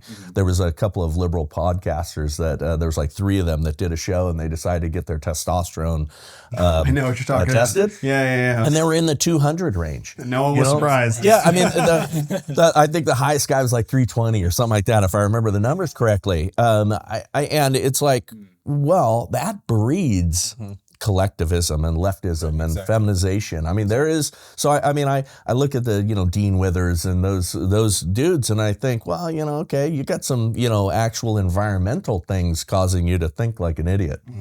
I want to add something to that as well. I think I have my friend Alex Svetsky is a big Bitcoin guy, and he and I have talked about this on my podcast. And he says testosterone is an on-demand hormone.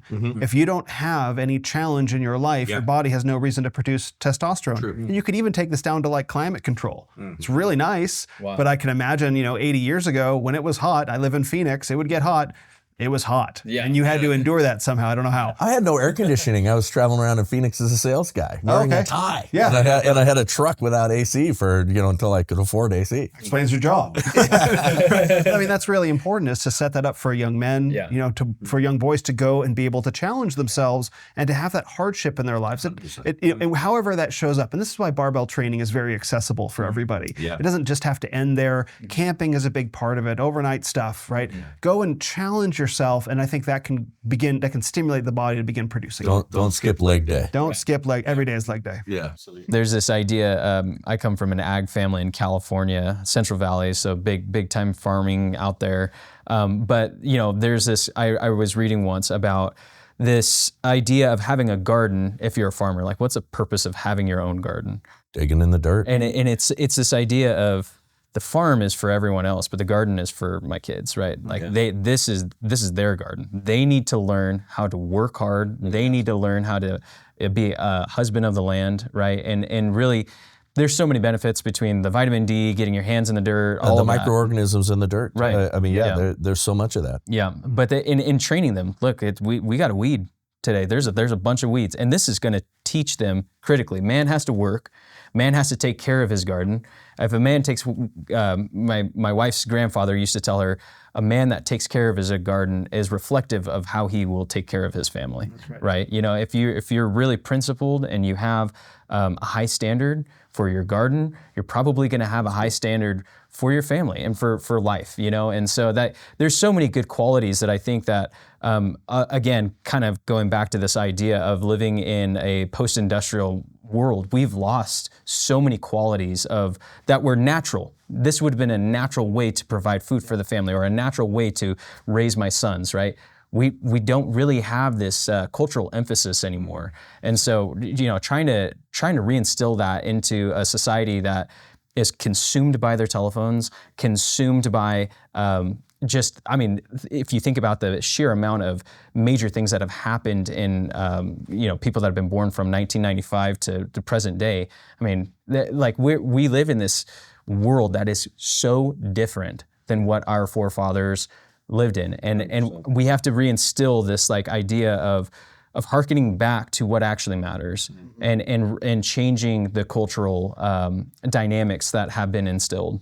Yeah, and we have to make sure that discipline isn't pursued for the sake of it. The discipline is for the pursuit of the cultivation of virtue. Because I think a lot of men would react to the things you're saying. It's like, I need to be as disciplined as possible. I need to go hard. Yeah, absolutely, yes and amen to that. But if it doesn't point you beyond itself to becoming a man of virtue and gravitas, it becomes an end in itself. Then it just becomes a flex. And eventually you stop flexing. You have to take it beyond that into production of something of a household and of a legacy. Yeah. So we've talked a lot thus far on masculinity, a little bit on femininity, feminism, but the goal of this entire conversation, kind of hearkening it back to politics. What do we see in our current elected officials? Is there a person right now that you would say bears that gravitas, not the bravado? Is there a man that is a statesman that we can encourage young men who might be interested in getting involved politically to aspire to be, or maybe not currently, is there a man that has existed in our nation's history or even our world's history that we can say, man, that's a really shining example of what a man should look like? I think Andrew Jackson is probably America's forgotten president. You look at that man and the life that we don't hear about him very much. And I have a bell ringing in the back of my head that says it was because he was one of the early opponents to a central bank. I have that in my mind somewhere, so someone may have to fact check me on that one. But actually, like today, this answer might surprise people, but I think Donald Trump is a really good answer because. For a couple of reasons. One, Donald Trump is a father and a grandfather. Maybe he has children from multiple wives, yes, but he does, how many grandkids did he have? 7, 12 grandkids, something like that? And I think in this election cycle, he brought that grandfatherly side of himself forward more and more, less of the brash, New York businessman and more of the father and grandfather. And I think the assassination attempt really humanized him in a way. Yeah. I think he recognized for the first time, and this showed up in some of the podcasts, that, wow, if I want to create change, it may actually cost me my life. Right. When he went on Joe Rogan, and I think when he talked to Elon Musk on the space, he started saying, being president is a really dangerous job, like a race car driver, a boxer. Right. And I think he recognized, like, well, if I really am about this, I have to be prepared to die. And I've lived a good life, and I have a beautiful family. I've done everything that I want to do. And so now I'm ready to step forward and actually step into the statesman role. And he's had far more gravitas. I think he had a lot of bravado, which we needed in 2016, frankly. But now I see a lot of real gravitas in him. Enough so that he can hand off so much of his duties to J.D. Vance or Elon Musk so that they can be out there in the public drawing all the fire as a young man, right? And he's in the background, God willing, getting deals done. Right. I think Donald Trump at this stage of his life and for everything that he's been through is a pretty good model at this moment in history. I think that's a fascinating distinction between 2016 Donald Trump and 2024 Donald Trump. Yeah, it was this much of a distance too, right? Yeah. No, I think that's a good one. Although he's an adjudicated rapist, the most implausible story that has ever been levied during lawfare.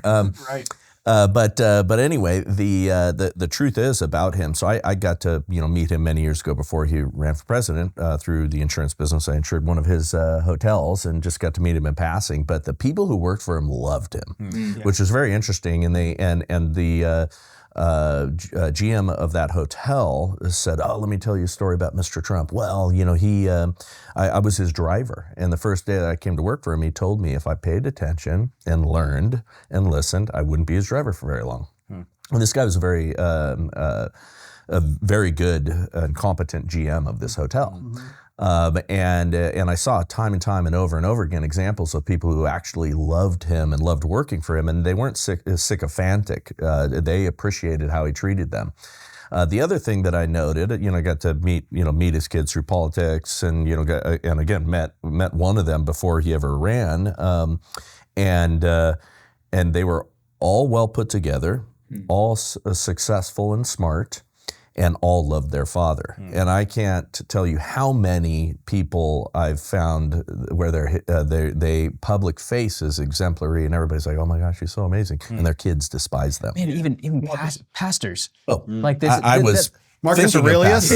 Marcus Aurelius. Right. Yeah. So I mean, we got to pay attention to that. As far as and Andrew Jackson, that was a good pull. But as far as contemporary folks outside of that, I love Thomas Massey. Congressman Massey, cannot be owned. Yes.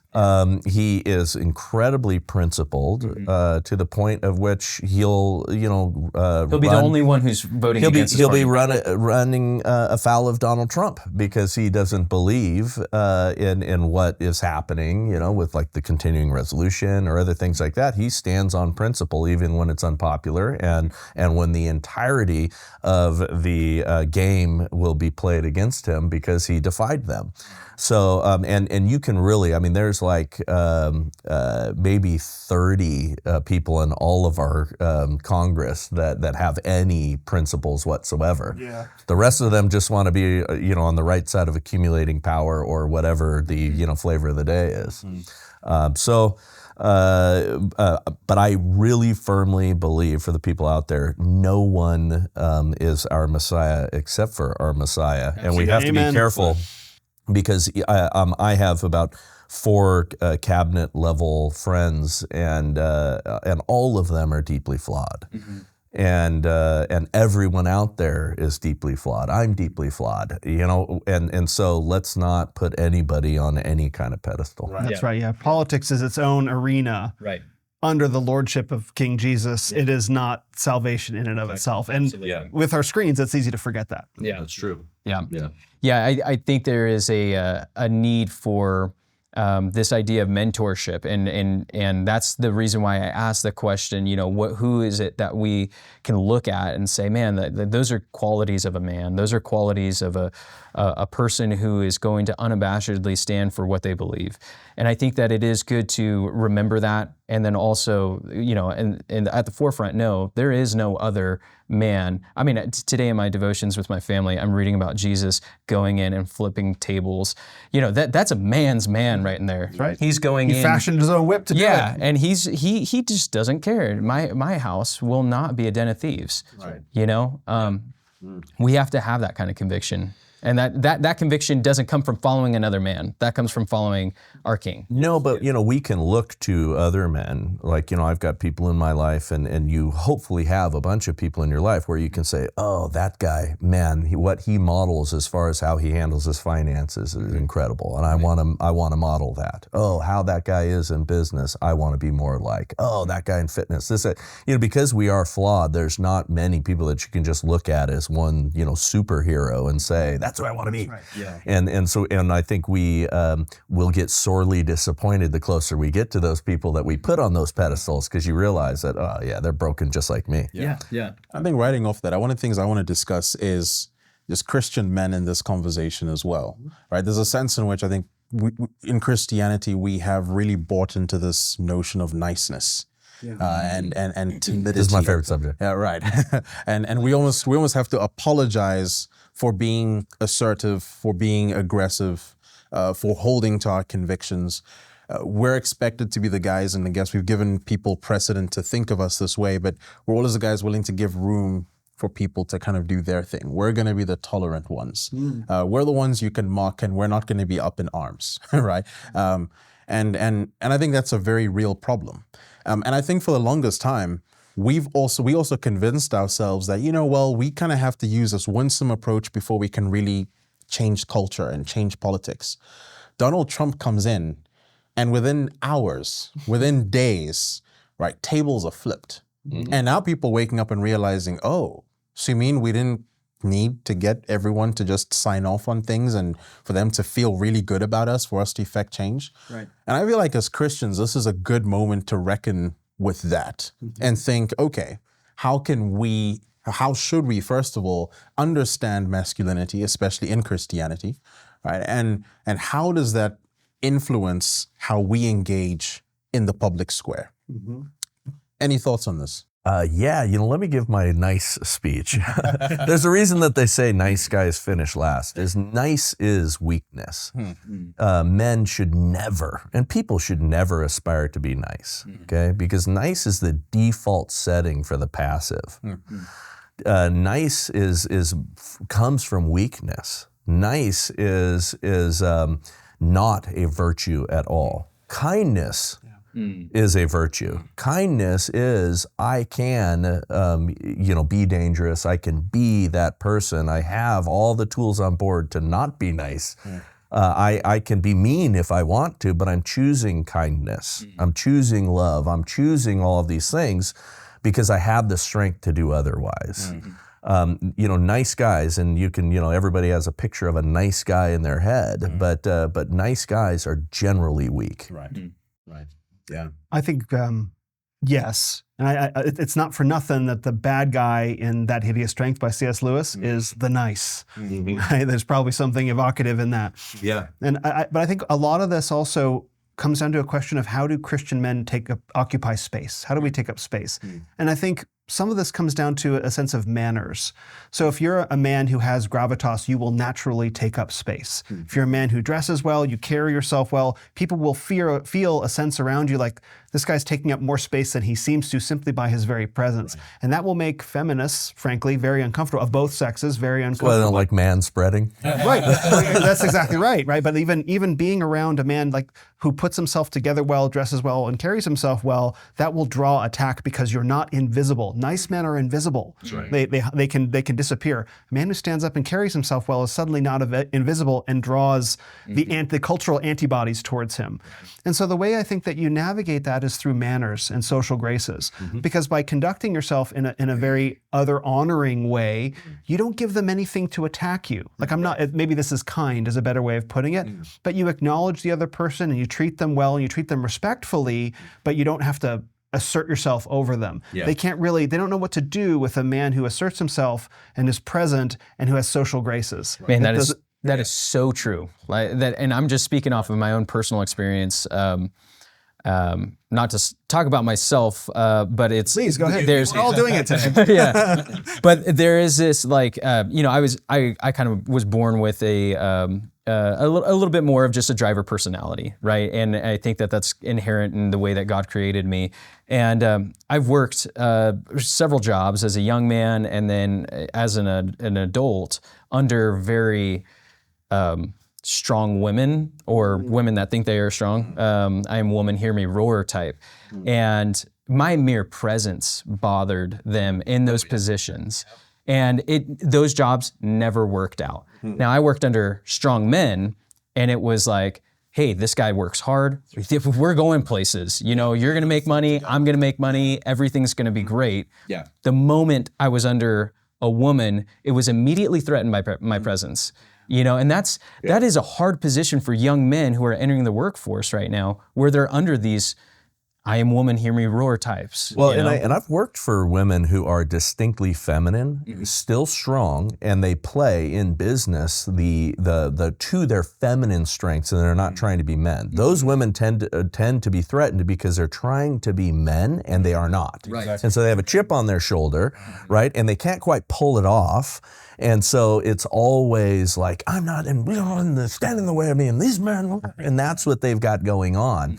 But some of the most successful women I've ever worked for are distinctly feminine and use the feminine strengths to get where they need to go in business, and they crush it. Yeah. So you can have that other side. Oh, absolutely. Absolutely. And that's drawing a line between what is feminine and what is a feminist, right? Like, there's a huge difference in those two words, and they sound very similar, but it's like the feminine quality is good. That is God-given. That is what I want my wife to be. That's what I want my daughter to be. Yeah. But the moment it crosses over to this idea of modern feminists, we have huge issues now. There's a comedian one time that said, what the best thing I like about women? They're not dudes. and you don't want women who are play acting as men. And again, I've worked for some amazing, wonderful female bosses that were great, and they were a blast. But that other type that you're talking about, the angry feminist type, that chip on his shoulder, it's super unhealthy and it brings businesses down. Absolutely does. I think this is actually a great segue to get into something I want to discuss, and that's women in politics. There's a pattern that I observe, right? And correct me if you think, I'm wrong on this. But whenever I see women trying to pursue prominent positions in politics, they almost have to assume a masculine demeanor, right? Hillary has to make her voice sound a little more gruff, right? And I don't even say people who we'd even like and appreciate and we can recognize that God's... we can't listen to that shrill nonsense. There's also that, 100%, right?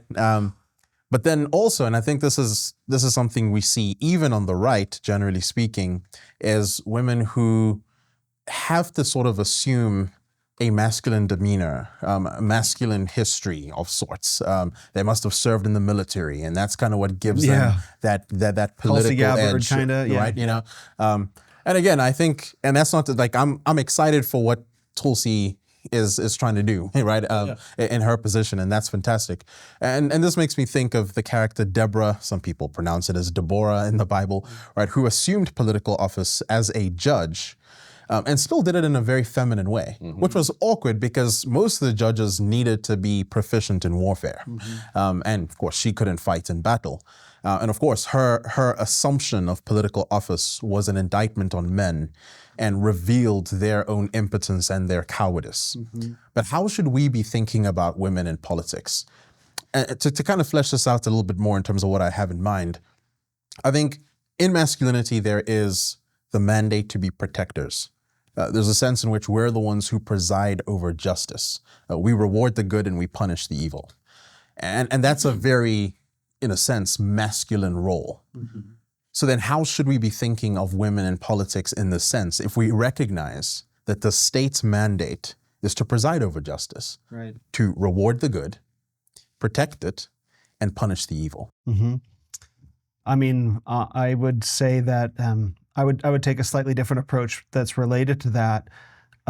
Ultimately, if you believe that the atomic unit of society is the household with strong leading fathers, women in politics would have to ultimately cultivate fathers in a leading role, which becomes an internal contradiction to itself.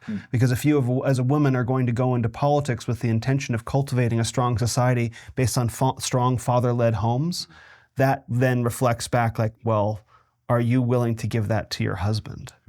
And that's where the thing breaks. Right. And so that's where I think the real challenge is like, do we actually believe in a strong father-led, home-driven value of the home society? Are we really willing to commit to that? Or it's like, but I just want this thing still. It's like, well, I'm sorry, you can't have it.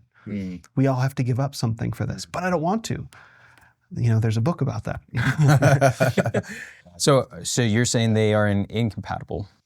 Ultimately, they will, because there's a vision of society that is incompatible with that pursuit. Okay. So if you want to have an irreligious society or a secular society, for sure it's compatible. But if you believe what the Bible says about the structure of the household and sphere sovereignty and the church and the household, all that, then ultimately you have to say as a woman, well, what is my role in regard to that? Am I going to professionally cultivate that in society? Well, is the best way for me to cultivate that in society to go try and create change in Congress? Right. Or is the best way for me to cultivate that in society to be that? And that's the break point. It's interesting. Bryce, any thoughts on that? Well, if we're going to get rid of the 19th, I mean, no, what you said is 100% correct in that there's an incompatibility, right? And, where, China and things like that, ultimately in any oppressive, tyrannical society, in the ones that we're seeing in the current iteration, they move through feminism to get there. Yes, they do. And eventually, you're going to have only men on the top of a tyrannical, feudalist society because it's going to naturally go that way. Or you'll have men transing, becoming women, right? Yeah. There you go. Mr. McBride. You're going to have this weird path to get there. Right. So ultimately it's incongruent, and it cannot survive. And so we're witnessing that a little bit. Again, going back to generational problems require generational solutions. We need to restore the family. We need to restore the home. We need to get order back. And I think men need to be running for those low-level offices and winding their way up. The reason we have so many women in politics is also because the left recognizes that school boards and things like that are the gateway to higher office. And so they're running for all these little things. God does not call everybody to be the governor of California, right? But I can't tell you how many go, well, I think God called me to run. Yeah, why don't you run for, local, local council spots first? Not everybody, leaps right to the glorious heights. We need men to come through politics and stand up and do things that are distasteful. And it goes against, the reason that our founding fathers were like, making it public service was they're saying you need to do this duty, right? We need to sacrifice and do this, and it doesn't have all the glory, and back then it didn't. It was problematic for a lot of these guys. They left. Successful enterprises to go and step into politics. And so many of us, I mean, I'm suspicious of even the people who want to run for like HOA. Yeah. And why does it seem to be a bunch of, Karens and things like that? Because they're drawn to that and they want to accumulate and lord over people. And it also goes back to, the desire for women in those first verses in Genesis. Right. I'm so glad. So just real quick, I'm so glad that you said the reluctant warrior component. Yeah. I think that's so important. All of our great hero stories and movies always feature the reluctant warrior. William Wallace didn't want to he just wanted to be married, right? And Gladiator, Maximus, same deal, right? I don't want to have to fight this battle, but I guess I'm gonna have to. Yeah. But you have so many men, especially and women as well, is like, no, I want to go fight the battle. Give me the sword. It's like, whoa, hold on. Yeah. And that's the message of the sword and the stone. It was only the humble that could pull the sword from the stone, not the guy, I'm going to take the sword. And that reluctance is so important. I think we've lost that. I blame Marvel movies. Yeah. But largely there's some truth to the idea. I in my jiu-jitsu school, early in the days, we saw it was very rare for women to train. Back many years ago when I first started, you'd have like one gal on the mat, and I remember this gal would get irritated with all of us guys because we took it so easy on her, right? Yeah. And she talked some smack one time. Right. And so I swept her, mounted, held her down by the collar and was talking to my friends on the mat, on the edge of the mat. And then I got up and I'm like, I guess I'm women's world champion now. Because she was coming up through the tournament set amongst a very small group of women, and she was, doing well in that. But it was like, we are treating you, kindly and well, as you participate in this, male-dominated thing because we're bigger, stronger, faster, and everything else. But we created in our culture this idea that women are just the same as men and have all of those same traits and all of those same things, and that idea. I saw it one time. We were lined up against Antifa and a private security role. And when you see a young female black bloc dressed gal come up against a cop or a security guy and push him, and all of a sudden she gets shoved for the first time in her life.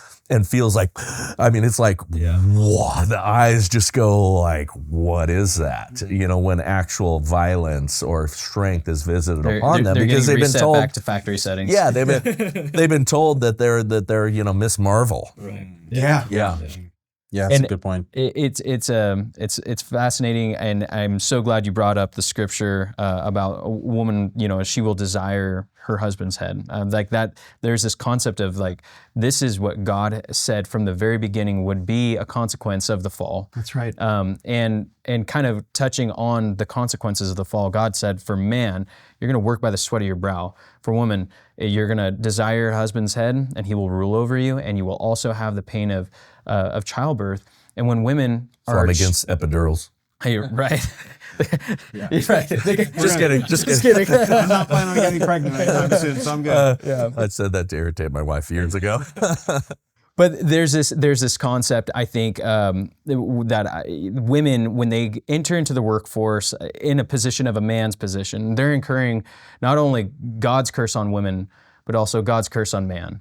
And I think that there is this idea that like we in order to protect women should be letting them know like you're going to experience God's full blessing.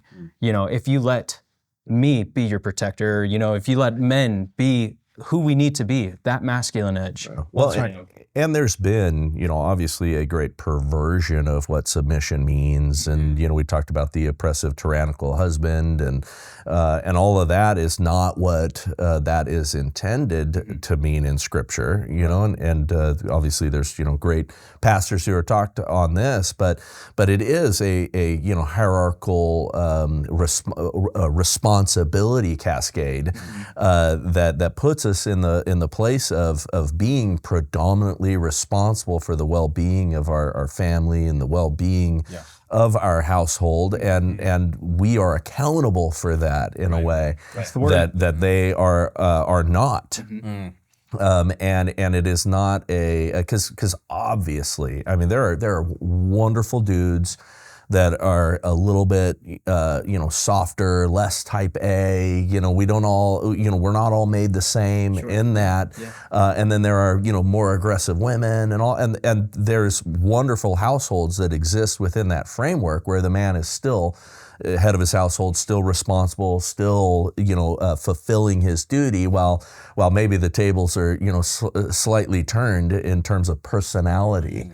But you don't escape your responsibility as a man in a household. Actually, that kind of reminds me of something. I believe very firmly that few things stir masculine virtue more effectively than beauty. Right? And distinctly, I think feminine beauty. Right? I mean, case in point, Adam sees God's great creation, but the first time he breaks out into poetry, right, is when he sees Eve. And I think that's the kind of stuff that patriotism is made of as well. And I'll tell you this, having lived and seen third world countries, when you have cultures that don't value beauty, there's less incentive to protect. Right. And there's less incentive to build. There's less incentive for those masculine disciplines and virtues. And so this is a great subject. Yeah. He needs to talk more. Right. Okay. And I'd love to get both your thoughts on this. But I think that's what I hope people will get away from this conversation as well, is recognizing that as we speak about masculinity, this is not an attempt to demonize femininity. Absolutely. But if anything, 100%. Our understanding of masculinity is better understood when recognizing who we are as men in relation to women as well. Right. One of the big messages that I want to deliver over the course of the next year is what we don't want is to have the reaction to feminism be male chauvinism. Correct. Right. And male chauvinism is explicitly repudiated throughout Scripture, and male chauvinism has two pieces to it. The first is that men are ontologically superior to women, right? And we see that, like, men are just better in all these different ways, and women are lesser than. But it also shows up in the subtle way that men need to control women to prevent chaos. That idea has woven its way in, and people will often use Scripture as an example to show that. Now, first of all, plenty of men have created chaos throughout history. They haven't required women to do that at all. But the important lesson from Genesis is Adam needed to control himself. That's right. Right, and so that's the really important thing. And so what we don't want to swing into this male chauvinism, and the other way that that's repudiated is that in all 6 days of creation, everything is very good except for one thing. It is not good for man to be alone. That was the one thing in all of God's creation that was not good. And so man is incomplete without woman. We complement, support each other. Woman is the glory of man. And so the chauvinism needs to be pushed back against with full force in Christianity to make sure that we don't drive into that ditch, because that's there. And I'd even say coupled with feminism as well. Because there's a sense in which feminism is the attempt to sort of make women men. That's right. In fact, that's the whole transgender push. And I think that what that fundamentally is an assault on beauty. Right? And if you can assault beauty, you're effectively assaulting masculine virtue. Well, that's why the left cultivates ugliness. Although they make great coffee, you see the blue-haired, peers. The Reformation coffee, Brandon Lansdowne. But you see that the left. Look at the rallies that they hold. Look at the people who are protesting Trump or who are Molotov cocktailing Teslas. They cultivate ugliness. And because it is an attack on beauty, it is an attack on order. It's the reason that the buildings that the communists build are ugly. It's a reason that the art is trash that the left espouses. All of that is because it flies in the face of God and good, strong, masculine virtue. Yeah, and I think that assault on beauty has even been planted within women. So on social media, you may have seen images of girls who grow up wholesome looking and they go off to college and then they shave their hair, get the blue tattoos and nose piercing. That's women assaulting the beauty within themselves. 100%. They're trying to destroy their own beauty, and in many ways, they deface their own beauty for a lifetime. Tattoos and piercings and stuff like that never goes away. And that's how much the assault on beauty has impacted women, because beauty is not equally distributed. And that is It's true. And that's why collectivism is that kind of attempt for them to to change that. That's why they tend towards collectivism. But I mean, bottom line, conservatives are just better looking is what we're saying. Facts. And it's just like the idea of like, if a man has that true beauty to fight for, he is going to rise to that occasion to be the man. It's inspirational. Yeah, Right. Absolutely. And I think men appreciate a broader range of beauty than our culture will often let on. Oh, absolutely. Right. There are beauty standards that are set up in front of us that change with the seasons almost. But if you were to take that away, you would see a broader array of men appreciating a broader array of women. And I think that just harms women dramatically to believe that because I'm not that, whether it's this model or this look, that I'm not beautiful. No, there might very well be a man who would find you beautiful, but he's been on screens his whole life and he's been told he has to desire that. Right. And so this is another way that I think the screens desperately damage relationships between men and women. Women don't get the opportunity to be found beautiful by a man who would otherwise find them beautiful. Question I have is, and I think we know the solution because we've been talking about it, but wow, I think the generation that's coming up, I have hopes for, but we have lost the ability to communicate to one another. Right. Yeah. And so everything's texts. I've noticed it in business that some of the younger people that are coming up, and it's not just the liberals or the left, but picking up the phone and having a conversation with somebody is like traumatic for them. Bryce, believe it or not, I still remember a time I had to pick up a phone and call a what do you call them, landlines, right? Where a girl's dad is on the other side of the phone. Right. And you kind of have to go through him to talk to her. And that requires some confidence and some, I remember having my, girls order pizza, and my daughter at the time, I forget what age she was young, and I'm saying, no, you can do this, honey, and her being terrified of picking up the phone and doing that. Yeah. And we've kind of cultivated that. Right. And you're seeing it be a thing. So, everything's, swiping left or right and quick text messages, but no, like, what is it that you mean? And having a deep conversation to figure out, what the other person is really saying. It's now we weird. just send memes. Yeah. Well, I'm not opposed to memes, but I draw a line there. So, gentlemen, we got to land this plane. Do you have any final thoughts? Something that you think is critical to end with as we consider this topic of masculinity and politics? This topic has been coming up. Masculinity, politics, culture has been coming up, slowly surfacing over the past 5 years or more.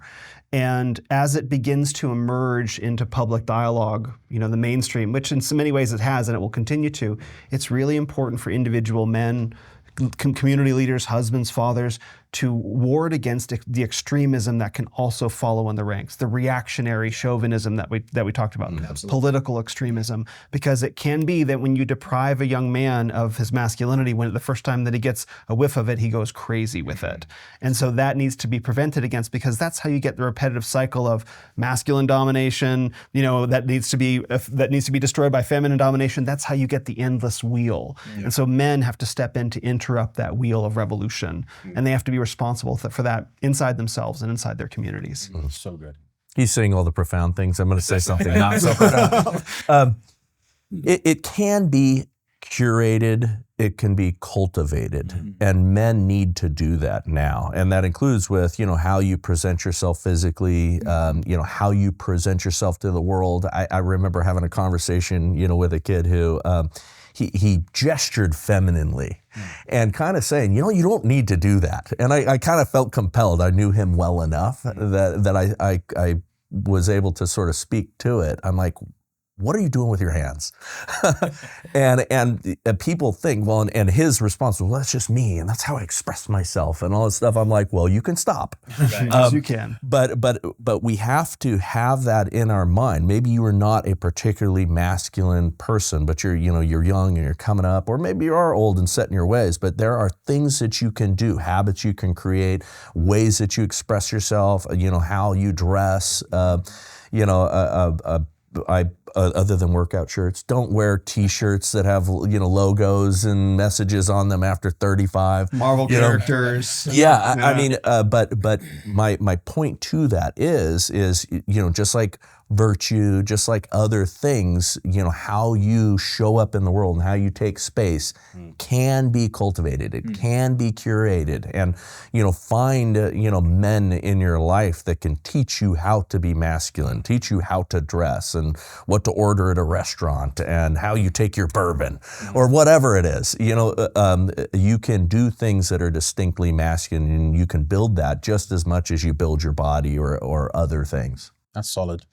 David, anything you want to say? Yeah, I mean, I think responsibility, owning up to being responsible for yourself, being responsible for your family, and being accountable. I mean, I think that idea is genuine masculinity, is a man who is responsible in all areas of his life.